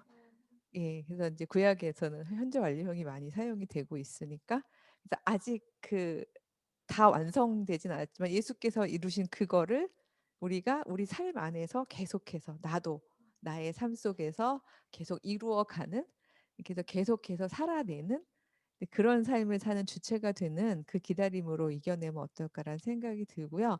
개인적으로도 저는 그러니까 그걸 붙잡아서 이겨냈어요. 예, 그리고 여기 예수를 기다리는 여자들이라는 키워드처럼 우리도 그렇게 주체로서 우리 안에서 예, 크리스타가 예, 계속 탄생하는 예, 그런 기다림으로 살아냈으면 좋겠다라는 생각을 나의 해봅니다. 주체를 계속 붙잡아야 되는데 그것도 이제 붙잡은 사람이 딱 붙잡는 법을 알지 붙잡는 것을 듣기는 했는데 붙잡는 법을 모르는 사람들이 사실 좀 더 많을 것 같아요. 그럼 어떻게 하면은 좀 붙잡을 수가 있는 건가요? 계속 그냥 내 마음을 알아차리기만 한다고 그게 붙잡아지는 건가요? 예, 예, 네. 이렇게 되면 2부 강의로 이어집니다. 막 이렇게 돼야 될 것 같아서. 왜냐하면 이게 그래서 저는 그게 그 안타까움보단 조심스러움이 그거였던 건데요. 50이 훨씬 넘은 신학자로서도 이번 그 2달 동안 그 붙잡아내는 과정이 저한테는 굉장히 큰 지난한 과정이었고 사투였는데 이거를 그냥 이렇게 하면 돼요라고 간단하게 얘기할 수 있는 부분이 아니거든요. 근데 제가 잘 사용하는 말이 경하고 위라는 단어를 요즘에 많이 사용을 해요. 네. 친구들한테. 그래서 왜 실사변에 실을 세로로 고정해 놓고 하는 작업이 실을 짜내는 작업인데 세로로 경을 즉 경줄이 되는 하나님의 계시를 꽉 고정해 놓고 내 삶을 이렇게 위줄자기를 해 나가는 것 그게 내가 짜내는 하나님께 드리는 옷감이다. 이런 표현을 이제 많이 이야기를 하거든요. 그래서 그러니까 내 안에 그 크리스타를 발견해 내는 그 작업은 결국 위줄자기가 되는 건데 진공 상태에선 저는 못 잔다고 봐요, 모든 인간은. 그래서 결국은 경을 잡아야 되는 건데 그 경전이라고 얘기하는 경인데 이 경은 물론 우리 텍스트 안에 박혀 있는 하나님의 계시의 말씀들이지만 저는 그 전체가 다 경이라고는 이제 보지 않는 여성 신학자이기 때문에 그래서 갑자기 이러다가 막 기승전 홍보 이렇게 되면 안 되기 때문에 예, 조심하겠습니다만 그 경을 찾아내는 것이 굉장히 중요한 것 같아요. 그래서 흔들리지 않는 경을 붙잡아야 저는 우리 삶 안에서의 옷감 짜는 우리의 그 나를 찾아가는 것이 그것이 나의 한 개인의 성취가 아니라 크리스타로 빛나고 그게 나만 살아내는 게 아니라 너를 살리는 힘으로 갈 수 있다라고 생각하거든요.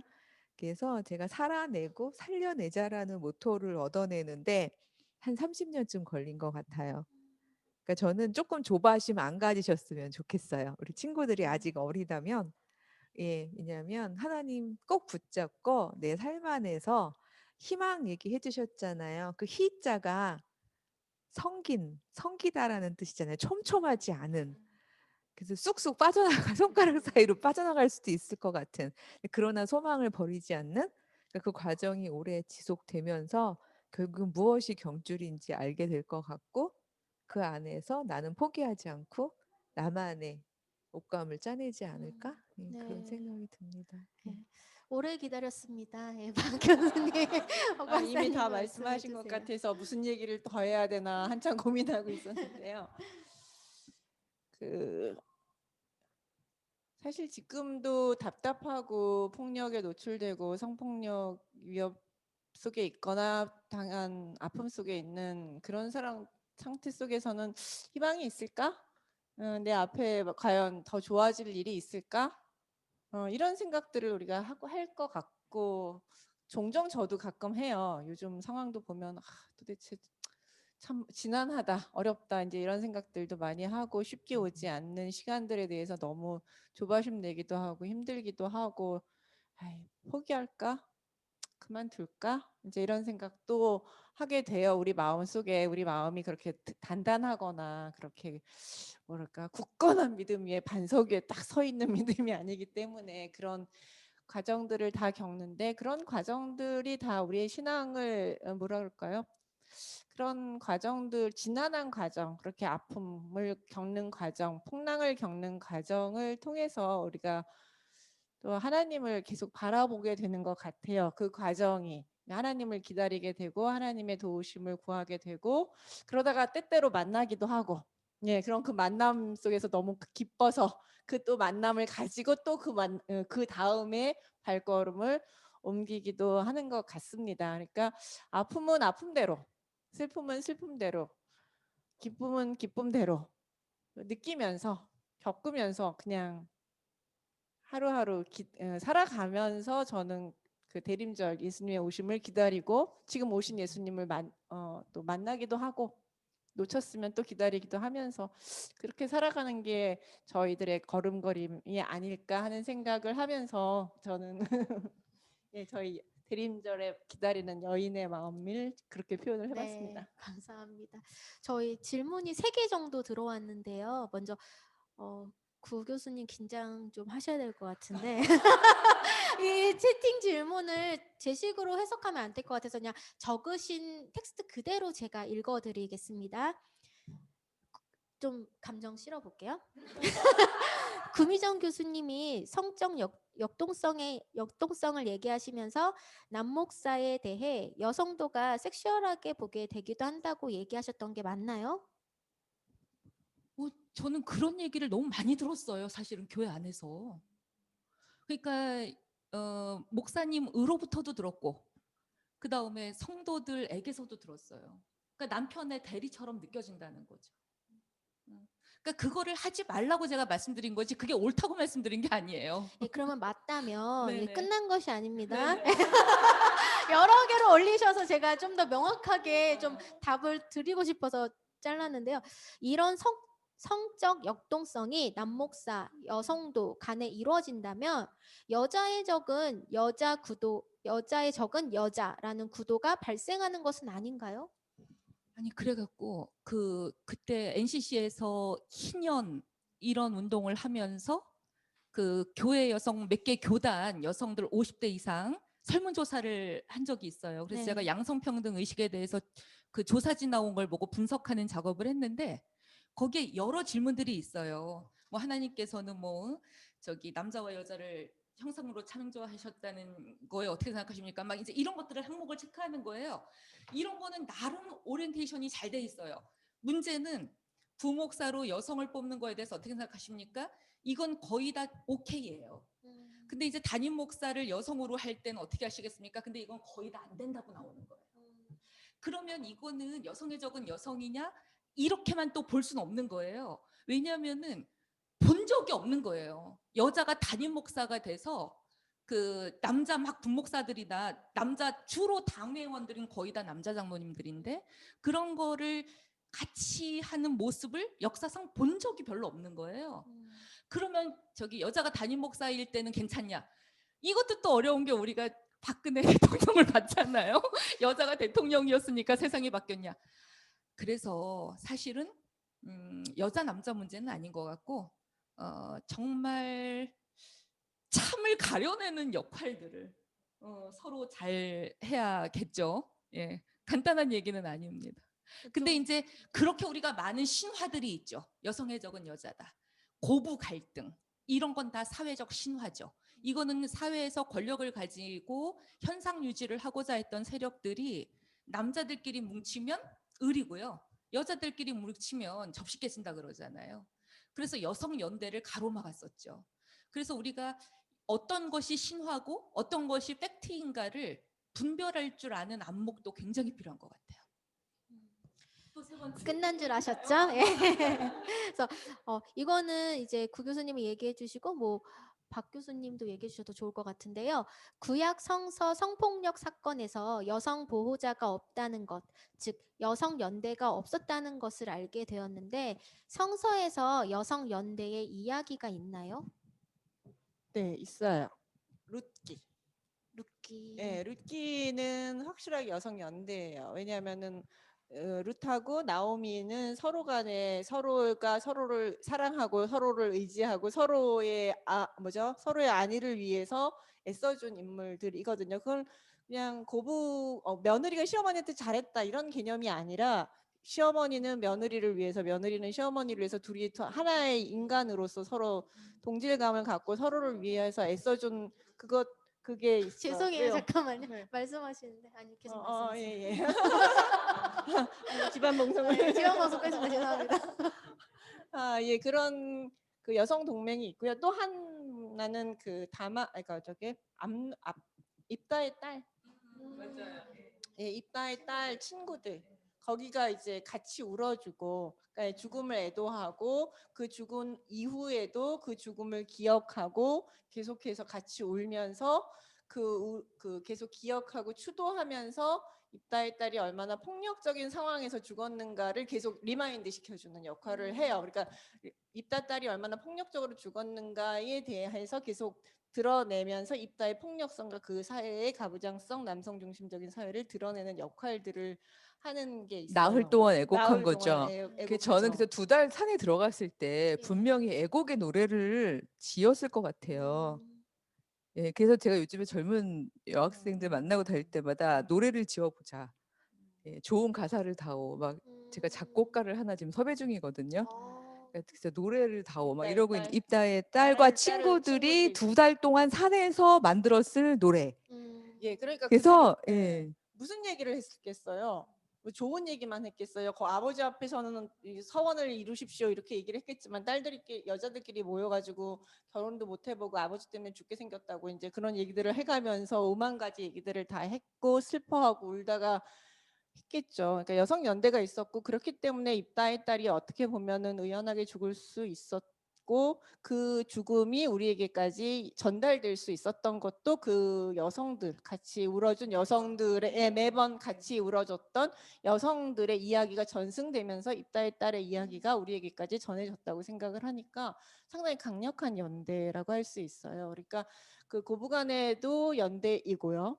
그다음에 근데 여기서도 재밌는 건 거의 이방 여인과 그 이렇게 힘의 관계라고 볼 수도 있지만 사실은 거기는 그런 관계를 전혀 드러내지 않아요. 룻기에서는 힘의 관계, 위가의 관계 이런 것들을 드러내지 않고 한 인간이 인간으로서 어떻게 저 상대방한테 잘해줄 것인가에 대한 연대를 드러내는 모습을 볼 때 우리는 룻기를 좀 새롭게 읽어야 될 필요가 있어요. 우리나라는 룻기 되게 싫어하잖아요. 며느리들이 싫어하죠. 며느리들이 예. 되게 싫어하죠. 근데 그걸 연대로 읽어. 왜냐면 그 외에는 연대가 없어요. 왜 엄마들이 안 나타나요? 아들을 위한 엄마는 나타나는데 딸을 위한 엄마는 없어요. 그게 되게 성경의 슬픈 이야기 중에 하나예요. 혹시 뭐 구약 말고도 신약에는 그런 거 없나요? 엘리사벳, 마리아와 엘리사벳. 예. 또 생각보다 많네요. 그래도 진짜 남성들만 이야기만 많이 나왔을 성서인데 여성의 연대 이야기가 실렸다는 건 사실 그 외에도 엄청 수많은 이야기들이 있을 거라는 거잖아요. 갑자기 막 딱 하나만 더 네. 보태면 미리암이 속옷 치고 나왔을 때 네. 모든 여성들이 다 같이 나왔다고 그랬거든요. 최초의 여호와 찬양시 여성 연대가 불렀잖아요. 네. 그거랑 연결해서 여성들끼리만의 연대도 있지만 미리암 같은 경우는 그 모세에게 대들었다가 이른바 피부병, 악성 피부병 걸렸을 그 이야기 속에 백성들이 연대해줘요. 그러니까 당신의 병이 나을 때까지는 우린 한 발짝도 움직이지 않겠다. 당신은 공동체로 돌아와야 한다.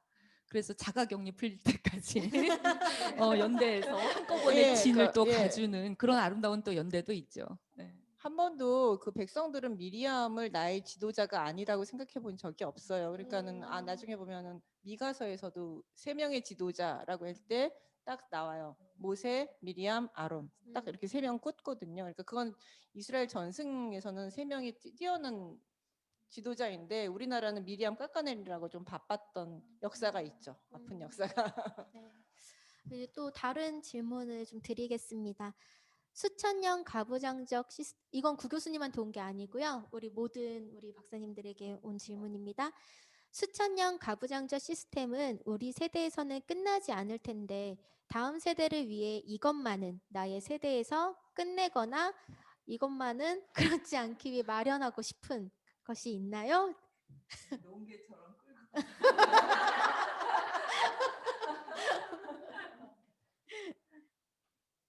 가부장적인 시스템이 앞으로도 계속 될 것 같은데 나의 시대 때 신기하게 지금 세대별로 그래도 모였잖아요, 저희가. 그 세대별.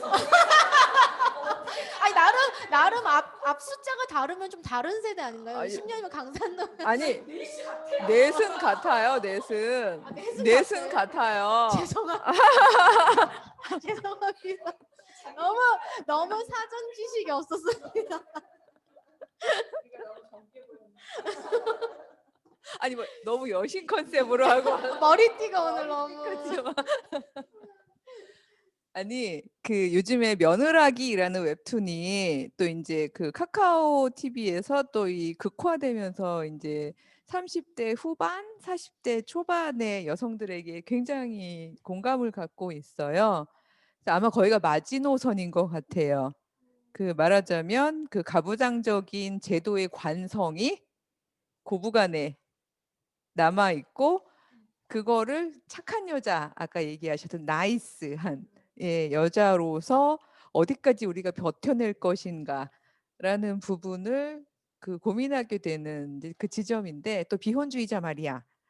에도 보면은 거기다 하필 또 그 권사님 시어머니가 되고 나면 이게 더 심각한 또 그 착함이 얹어지잖아요. 근데 우리가 끊어야 돼. 만약에 이 세대가 끊어야 될 게 있다면 이게 바로 그러니까 그 우리가 학습했던 잘못된 착함 이 부분을 우리 딸과 며느리 세대에게는 물려주지 않는 것. 이제 그걸 끝내고 그러니까 적어도 다는 못 무너뜨리겠더라도 아까 여적이어도 물어보셨습니다만 우리가 소위 말하는 이게 덕목이라는 여자의 덕목이라는 이름으로 그런 미명하에 우리 아래 세대 여성들에게 이런 부분들을 또다시 답습시키는 거는 안 할 수 있잖아요. 적어도 우리 선에서 할 수 있는 우리가 끌어안고 가겠습니다. 넘겨야 돼요. 아니 그런다고 하는데 또 한편으로는 우리 아들 요즘 또 한쪽 엄마들은 너무 귀하게 키워서 우리 아들 며느리한테 못 줄 것 같아 이런 사람들도 꽤 많다 그러더라고요. 그래서 새로운 갈등의 요소들이 또 한편으로는 불피고 있어서 그러면 저기 딸 있는 입장에서 그럼 주지 마 괜찮아 이렇게 사양의 미도 필요한 것 같다는 생각. 진짜 심각할 정도로 아들에 대한 집착.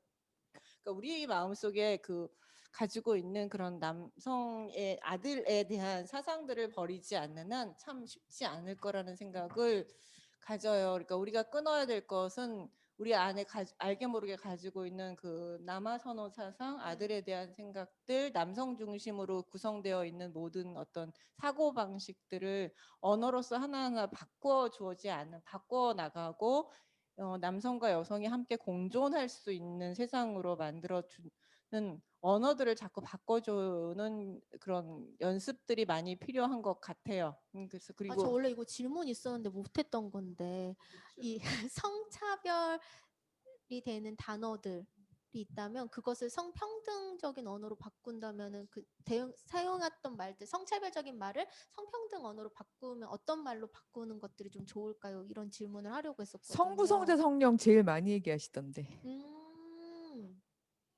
왜 아버지, 아들. 그러니까 아버지라는 표현을 자꾸 부모님이라고 그러니까 설교할 때라든지 말을 할 때라도 네. 자꾸만 그렇게 언어로서 이렇게 표현을 할 필요가 있는데, 근데 그것도 한편으로는 가리키면서 하면 돼요. 그걸 또 다 바꿔버릴 필요는 없이 아버지이지만 그럼에도 불구하고 이제 이렇게 이런 것은 이렇기 때문에 그 당시에는 아버지라는 표현을 썼다. 그렇지만 그게 꼭 아버지는 아니다. 이게 부모를 의미하고 이제 이런 식으로 우리가 그 언어에 담긴 언어가 상징일 뿐이고 상징을 풀어서 설명해주는, 그래서 인식을 시켜주는 것들도 저는 필요하다고 생각을 하고요. 또 하나는 교회에서도 자꾸만 여자는 남자는이라는 표현을 참 많이 써요. 여자는 이래야 한다, 남자는 이래야 한다라는 표현들을 참 많이 쓰거든요. 교회가. 아, 여자가 왜 그래, 남자가 왜 그래를 저는 일단 교회에서 많이 들었어요. 저는 집에서는 별로 안 들었는데 교회에서 되게 많이 들었거든요. 그런 얘기를. 그래서 저희 교회 오빠랑 엄청 싸웠거든요. 그런 얘기를 하면서. 우리 교회 집사님들도 저 다 좋은데 꼭 여자 소리 나오면 내가 파르르 해가지고 좀 힘들다고 얘기를 하시더라고요. 근데 그런 표현들을 우리가 이제 쓰지 못하도록 언어를 여자는 여자는 남자는 남자는, 이런 왜냐하면은 단어를. 하나님 앞에서 여자가 없고 남자가 없고 그냥 다 하나님의 백성이고 자녀인데 자꾸 여자는 이래야 한다, 남자는 이래야 한다라는 언어들을 자꾸 쓰니까 저는 그건 바꿔야 근데 된다고 생각해요. 저는 관련해서 두 개 제안하고 싶은 게, 아까 네. 성부, 성자, 성령 얘기를 했기 때문에 기왕이면 성부, 성자, 성령, 왜냐면 매번 축도할 때마다 그 단어가 계속 네. 나오는 거니까 그땐 사실 설명하기가 어렵잖아요. 음. 상징성 이런 게. 그러니까 예를 들어서 뭐 창조주, 창조주 하나님. 예, 창조주 하나님, 구세주, 음. 그렇죠? 그리스도, 네, 보혜사, 성령님, 이렇게만 해도 훨씬 금방금방 되면서도 이게 포괄적인 언어가 될 수 있는 좋아요. 이 부분이 있어서 정말 그냥 교회 안에서 너무나 그 하여튼 성차별적 언어가 많고 성부, 성자, 성령으로 사실은 좀 간극이 느껴지네요. 그 합동하고 통합만 해도 지금 차이가, 정서적 차이가 굉장히 난다라는 게 우리 대화 안에서도 느껴지는데, 그렇게 뭐 아버지 하나님으로 부르는 거 아예 하지 않고 뭐 생명의 하나님 이렇게 이름을 바꿔 부르고 앞에 형용사 꾸민말을 많이 해서 하나님으로 부르면 되고, 그 밖에 성차별적 단어나 이런 것들은 성서 안에도 너무 많으니까 그걸 문화적으로 받아들이고 전통으로 받아들이되 고칠 수 있는 건 과감하게 계속해서 저는 성서를 다시 써야 된다고 생각을 하고 있고요. 교회 구조 안에서는 이미 이제 교회 입구 들어가는 것부터 교회 구조도 너무 어떤 정상이라고 우리 사회가 만들어 놓은 틀 안에서 작동되고 있는 이 모든 것을 이제 다시 개혁해야 되는데, 실제로 뭐 잠옷실, 교회 안에 잠옷실 그것도 없어져야 된다고 저는 봐요. 여태까지 생각도 못했어요. 잠옷이 생각해보니 그렇네요. 그러니까 예배 안에서 어린아이가 다른 언어로 얘기를 할 때 그거를 예배의 방해꾼으로 보기 때문에 그들을 배려한다라는 것을 한쪽 구덩이에 그 구석에 유치창을 놓고 그 아이를 돌보는 주로 엄마. 그렇기 때문에 잠옷실, 아들자의 어미모. 아들하고 엄마만 들어가야 돼. 네. 딸은 못 들어가. 네, 그래서 그거는 이중 차별이거든요. 굉장히 맞아요. 그거 하나만 봐도 교회의 가부장 이데올로기가 어떻게 작동하고 있는 거고 그걸 얼마나 우리가 무비판적으로 순응하고 있는가를 알 수 있어요. 잠옷실, 그리고 사모로 그 사모? 네, 사모? 네. 사모. 어쨌든 그런 것도 교회의 어떤 잡 디스크립션도 없으면서 사모를 좌지우지하고 사모학이라는 말이 나올 정도로 이상한 왜곡된 개념으로 한 사람의 성도를 교회 안에 위치하는 것부터 다 다시 개혁을 해야 되고, 교회 안에서 구조, 건물 구조, 언어화된 뭐 언어 습관, 그다음에 교회에서 여전도회, 남성교회 저는 없어져야 된다고 봐요. 그러니까 교회가 여성교회, 남성교회를 만들어 놓고 이 성교회 중심으로 무슨 일을 할까 이렇게 사고해서는 안 되고, 우리 교회가 어떤 교회론을 지향하고 어떤 일을 필요한데 그 일을 누가 할 수 있는가를 묻고 그 사람을 중심으로 위원회로 작동을 시키면 되거든요. 그래서 그 일이 끝나면 그 위원회는 해소가 되고 거기에는 10대 청년들도 들어갈 수 있고 20대, 30대 다 들어갈 수 있지, 젠더 개념으로 구분할 필요가 없거든요. 그래서 위원회 중심으로 앞으로 저는 교회 구조가 가야 된다라고 생각하고, 우리가 구태의연하게 남성교회, 여성교회 이것을 나누기보다는 사역 중심으로 목사의 권위를 하여튼 최대한 낮추고 당회의 구조를 평준화해서 당회에 다양한 계층이 들어가든지 또는 그 위원회 구조로 교회가 구조를 바꾸든지 이런 거에 대해서 법적 개선도 필요하고, 너무나 개혁할 것이 많고 너무나 정말 돌아보고 희망을 가지고 고치려면 한두 끝도 없이 너무나 지금 할 말이 너무 많아요. 그래서 저는 이 말을 아까 그 마무리하면서 하고 싶은 뭐 세대에게 우리 동료 사람들에게 하고 싶은 말을 마지막으로 저 발언을 네, 마치고자 하는데 제가 학교에서 사표를 내고 나올 때 우리 딸이 해준 우리 딸을 저는 딸로 부르지 않고 그냥 이름으로 부르고 딸에게도 저를 프리다라고 불러라. 엄마 개념, 부모 개념이라는 것도 사실은 특권층의 이야기이기 때문에 성부 하나님 부모에서 어머니 개념을 넣는 것도 저는 반대하는 입장이에요. 그래서 그 내 페미니스트 동지인 동거인에게 물어봤더니 자기는 엄마라고 부르면 따뜻한 마음이 들어서 프리다보다는 엄마로 부르겠다고 얘기를 해서 허용하고 엄마로 부르는데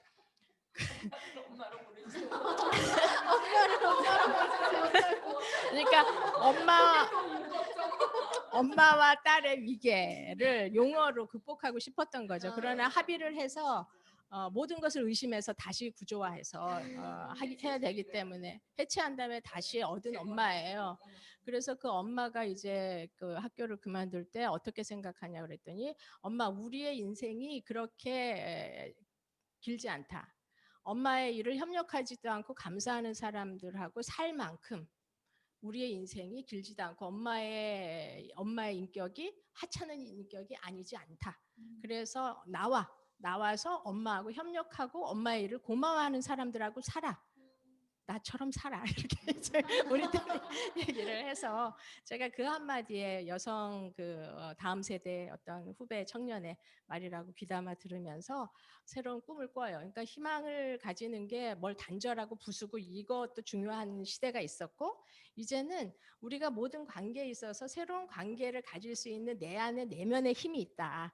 그것이 곧 성령이 함께 하신다라는 우리 신앙 고백이고 그 고백 속에서 우리가 아름다운 자기 공간을 교회를 만들고 그런 구성체를 만들어 가서 내가 협력할 사람이 있는가, 나를 협력해 주는 사람이 어디에 있는가, 나를 감사하고 나 또한 누군가를 감사할 사람이 있는가, 그것을 찾아서 서로가 looking for 니모를 찾아서 나가듯이 우리도 그렇게 찾아서 우리의 공동체를 하는 것이 좋겠지 않나. 저는 그래서 뭘 부수고 멀리하고 이거보다는 우리가 새로운 창조를 계속해 나가자.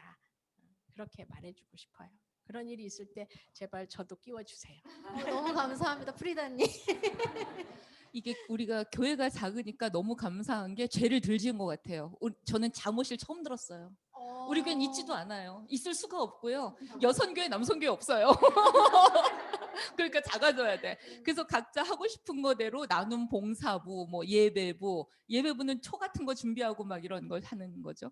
그래서 탤런트대로 그렇게 하고 있고요. 우리는 이상하게 여자 목사에다 여자 장로에다가 여신도가 많잖아요. 교회가 남자가 적어요. 그래서 우리는 남성을 굉장히 우대해드리죠. 이렇게 남성을 사랑해드려야 된다 이러면서 남성을 우대해드리고 있고 혹시나 차별적 언어를 할까봐 남성에게 굉장히 조심을 하면서 그러는데 저는 이제 한마디를 조금 보태자면 그 일제 강점기에 조선 사람이 편하게 살려면 친일하면 돼요. 그러면 자리 하나 줘요. 근데 그렇게 하면 내 나라를 찾을 수 없잖아요. 그래서 많은 사람들이 독립운동을 해요. 근데 이제 독립운동을 할 때 독립운동사를 보면 자유시 참변 같은 거 보면 우리끼리 그냥 총칼로 죽여버린 거예요. 그래서 워낙에 자원이 적으면 거기서도 또 선점하기 위해서 또 싸워요. 갑질만 있는 게 아니라 을질도 있다는 말이 여기서 나오잖아요. 그래서 저는 여성들이 새로운 세상을 열어간다라고 할 때 굉장히 큰 영성이 필요하다고 생각해요. 왜냐하면 자칫 잘못하면 권력이 주어지면 남자보다 더 남자처럼 이 판을 자기한테 유리하게 가져가려 그래요. 그래서 영어로는 하나님 나라 그러면 킹덤 오브 갓이잖아요. 그래서 제가 번역한 교다 살리기 이 책을 보면 이 말도 가부장적이니까 용어 바꿀래? 그러면 Kingdom of God 이러면 되겠냐? 이제 이런 표현이 막 나와요. 영어는 이제 그런 게 성이 있기 때문에 킹하고 퀸하고 이렇게 다른 거죠. 그런데 저는 그거보다 더 본질적인 거는 킹덤 오브 갓에서 쥐가 빠져야 된다고 생각해요. 그러면 킹덤 오브 갓이 되거든요. 킨이라고 하는 말은 사람하고 동물도 여섯째 날 같이 지었기 때문에 온 세상 피조물을 다 포괄하는 용어예요. 차별이 없죠. 그러면 쥐가 빠진다는 건 뭐냐면 그건 결국 이기심과 욕심 같거든요. 그래서 이게 원죄죠. 기독교가 이야기하는.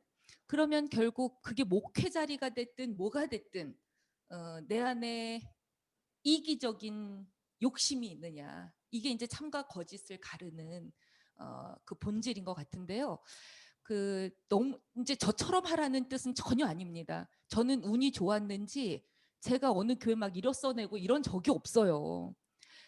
일 없으면은 그냥 놀고요. 오라는 데 없으니까. 목회라는 것도. 그다음에 그 저쪽에서 전화가 와서 한번 왔으면 좋겠다. 그럼 또 가서 열심히 일하는 거죠. 근데 여성들이 그렇게 이런 걸 이제 성령의 바람이라고 우리가 표현하지 않겠어요? 바람 부는 대로. 그런데 만난 인연에 너무너무나 성실하게 그리고 떠날 땐 후회 없이 쿨하게. 그러니까 이제 저희 교회를 이게 이제 이렇게 교단 탈퇴하고 어쩌고 하면서 교회 등기를 해야 되는데 예를 들면은 제 안에서도 막 욕심이 생기는 거예요. 그러니까 예를 들면은 교회 이름을 등기할 때는 담임 목사 이름이 딱 들어가요. 근데 저는 우리 교인들한테 가장 먼저 훈련시켜야 되는 건 목사 바라기. 목사님이 교회의 주인이다. 이런 생각을 싹 고치고 싶어서 목사는 교인이 아닙니다. 교회는 교인 겁니다. 목사는 교단 소식이고 다 그렇기 때문에 교회는 교인들의 총유 재산입니다. 그래서 교인 대표를 회의를 뽑아서 교인 대표를 다시 해서 그분 이름으로 평신도 이름으로 교회 등기를 했거든요. 이러니까 교인들이 자신감이 확 붙어요. 그래서 저기 목사를 빼고도 이 교회는 내가 지킨다. 예를 들면은 이런 승리의 기억들이 막 생겨요. 그럴 때마다 제가 저를 치는 건 뭐냐면 그렇게 해놓고 또 인간이 서운한 거예요. 그러니까 이런 것들은 가보지 않은 길을 다음 세대가 걸어가는 것인데 그러기 위해서 필요한 건 우리 안에 을질하지 말기라는 거죠. 그러니까 전혀 새로운 뭔가를 해나간다 그럴 때 언어도 마찬가지잖아요. 새로운 언어를 배우려면 너무나 노력을 해야 되잖아요.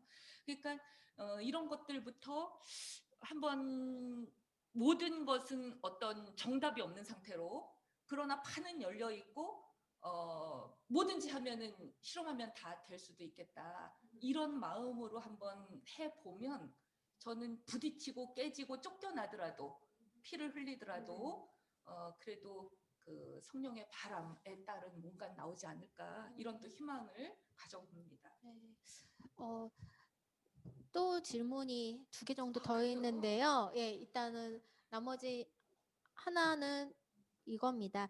교회 안에서 성평등 문제를 비판하는 것도 중요하지만 그보다 적절한 대안을 제시하는 것이 중요하다고 생각하는데 평신도로서 청년으로서 교회에서 대안적인 움직임을 시작하려면 어떤 것부터 시작해야 할까요?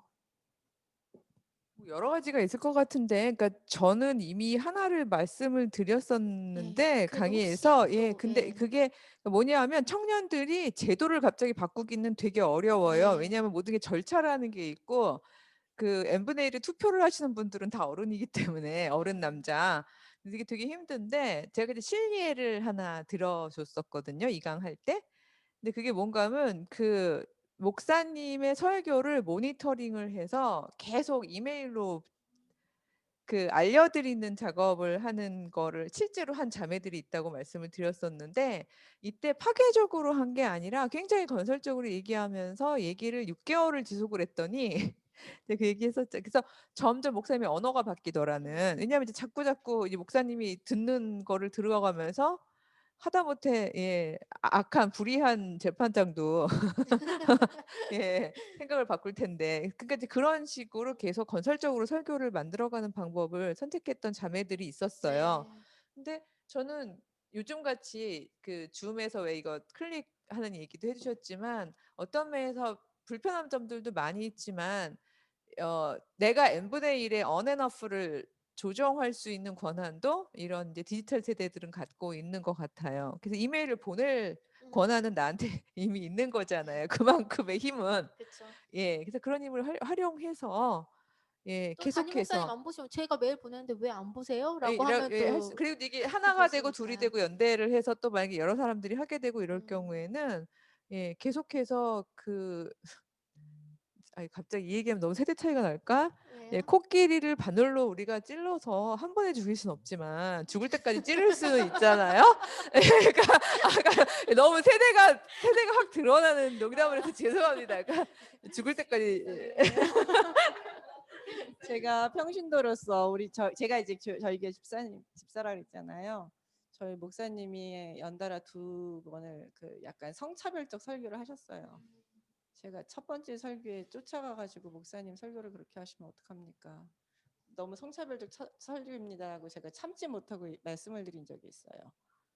그리고 나서 2번째는 노골적으로는 안 하고 목사님이 식사하러 오셨는데 여집사님들이랑 저기 링컨 얘기를 하는데 링컨 부인이 너무 악처라고 소문이 났다고 이제 이런 얘기를 하셨어요. 그러니까 우리 다 같이 모여 앉아서 아유 남편이 얼마나 부인을 무시했으면 저렇게 악처가 됐을까, 혼자 악처 됐을까, 뭐 이러면서 이제 저희들이 여론몰이를 좀 했어요. 살살 들으셨어요 목사님이. 그 다음에 설교를 하시는데 무슨 얘기를 하다가 약간 성차별적 얘기를 하실 듯하다가 이게 성차별적이 아닙니다. 이제 이렇게 스스로 자기 검열을 하시는 거예요. 그러니까 누구라도 한마디 그렇게 하면서 누군가가 내 말에 불편하다라는 의사표시를 했을 때 목사님들의 언어도 바뀌어요. 물론 저가 약간 특수하기도 하지만 그러나 목사님들이 또 한편으로는 성도님들의 그런 리액션이라든지 이런 걸 되게 중요하게 여기시기 때문에 그런 반응은 되게 중요하고요.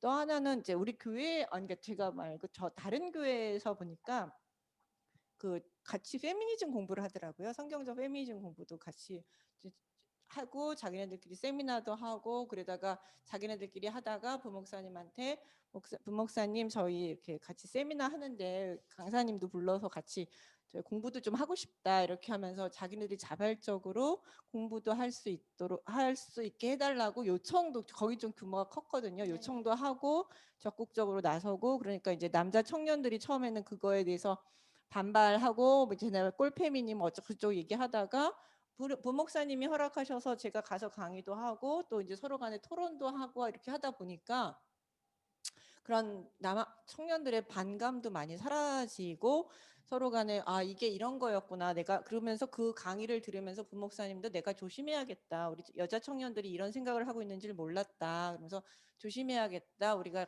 더 같이 공부해 보자 뭐 이제 이런 식으로 분위기도 만들고 자기네들끼리 이제 강사비 만든다고 뭐 못도 팔고 뭐 이런 여러 가지 적극적인 활동들을 하더라고요. 그래서 이 청년들이 그 분위기를 만드는 일들을 해나갈 수 있을 것 같아요. 충분히 역량이 돼요. 그러니까 그래서 분위기를 만들고 듣고 혼자 불편하는 것이 아니라 그것을 표현하고 다양한 방법으로 표현을 한다면은 다양이 될 수도 있겠다라는 것 같고요. 마지막 질문인데요. 강의를 들으면서 교수님들께 반했는데 또 다른 기회가 있을까요? 교수님들 강의 또 듣고 싶어요. 이게 마지막 질문입니다. 훈훈하시죠? 어떻게 프리다님도 다음에 또 기회가 된다면 강의를 들을 수 있을까요? 네, 감사합니다. 언제든지 오겠습니다. 네. 제가 존경하는 우리 오연선 교수님 강의 저도 듣고 싶어요. 네. 아니 또 하시는 거 잠깐 또 강의를 계속 듣고 싶다는 분이 계시니까 유튜브를 좀 소개해 주시면 어떨까 해서. 네. 이렇게 해가지고 저희 다 끝났다. 유튜브 한 번만 소개해 주세요. 저는 코로나가 이렇게까지 길게 될 줄은 모르고요. 그러니까 2월 중순에 갑자기 비대면 강의가 된다는 말을 듣고 너무 가슴이 아파서 그냥 혼자 방구석에서 그러니까 페미니스트 미드라시, 그러니까 여성주의적인 미드라시적인, 그러니까 내가 주체가 돼서 성경 읽기 방법론을 이제 혼자서 막 이제 유튜브를 하고 있고요. 예, 그리고 또 교회 언니 페미토크라고 그래가지고 이제 각 전공 영역은 조금 다른데 그냥 넷이서 친했던 저희 세대, 막내가 아마 싫어할지도 모르겠어요. 같은 세대라 그러면. 예, 그래도 또 언니 세대로서 그 교회 언니 세대로서 우리가 진짜 끝내주고 싶은 것들은 예, 끝내려는 마음에서 이제 좀 낯선 방법이긴 하지만 유튜브를 시작했는데요. 교회 언니 페미토크하고 쳐보시면 이제 4명이 하는 거 나오고요. 제 개인 유튜브 같은 경우에는 그 공약을 걸었기 때문에 자신 있게 광고를 하자면 소형한 인문신학인데 그거를 제가 광고한 이유가 제가 수익이 나면 100% 청년 여성 평신도를 위해서 쓰겠다고 얘기를 했거든요. 1%도 난 안 가져간다라고 얘기를 했기 때문에 그거 완전히 그냥 그 재능이라면 재능이지만 예, 완전 100% 기부로 갔고 조만간 고지가 보여요. 그래서 예, 다른 거보다도 그 주체적 성경 읽기라는 부분에 있어서 좀 도움이 되실 것 같습니다. 예. 네. 예, 오늘 이제 계속 이렇게 네 분들의 여신들을 만났는데요. 또 유튜브에서 또 온라인에서 또는 이제 코로나가 끝나서 오프라인에서 지속적으로 만나면서 다양한 이야기들 나눴으면 좋겠습니다. 이제 이것으로 네 번째 이제 집담회를 마치겠습니다. 늦게까지 함께 해주신 우리 줌 여러분들 감사합니다. 네, 사회자도 수고하셨어요. 감사합니다. 네.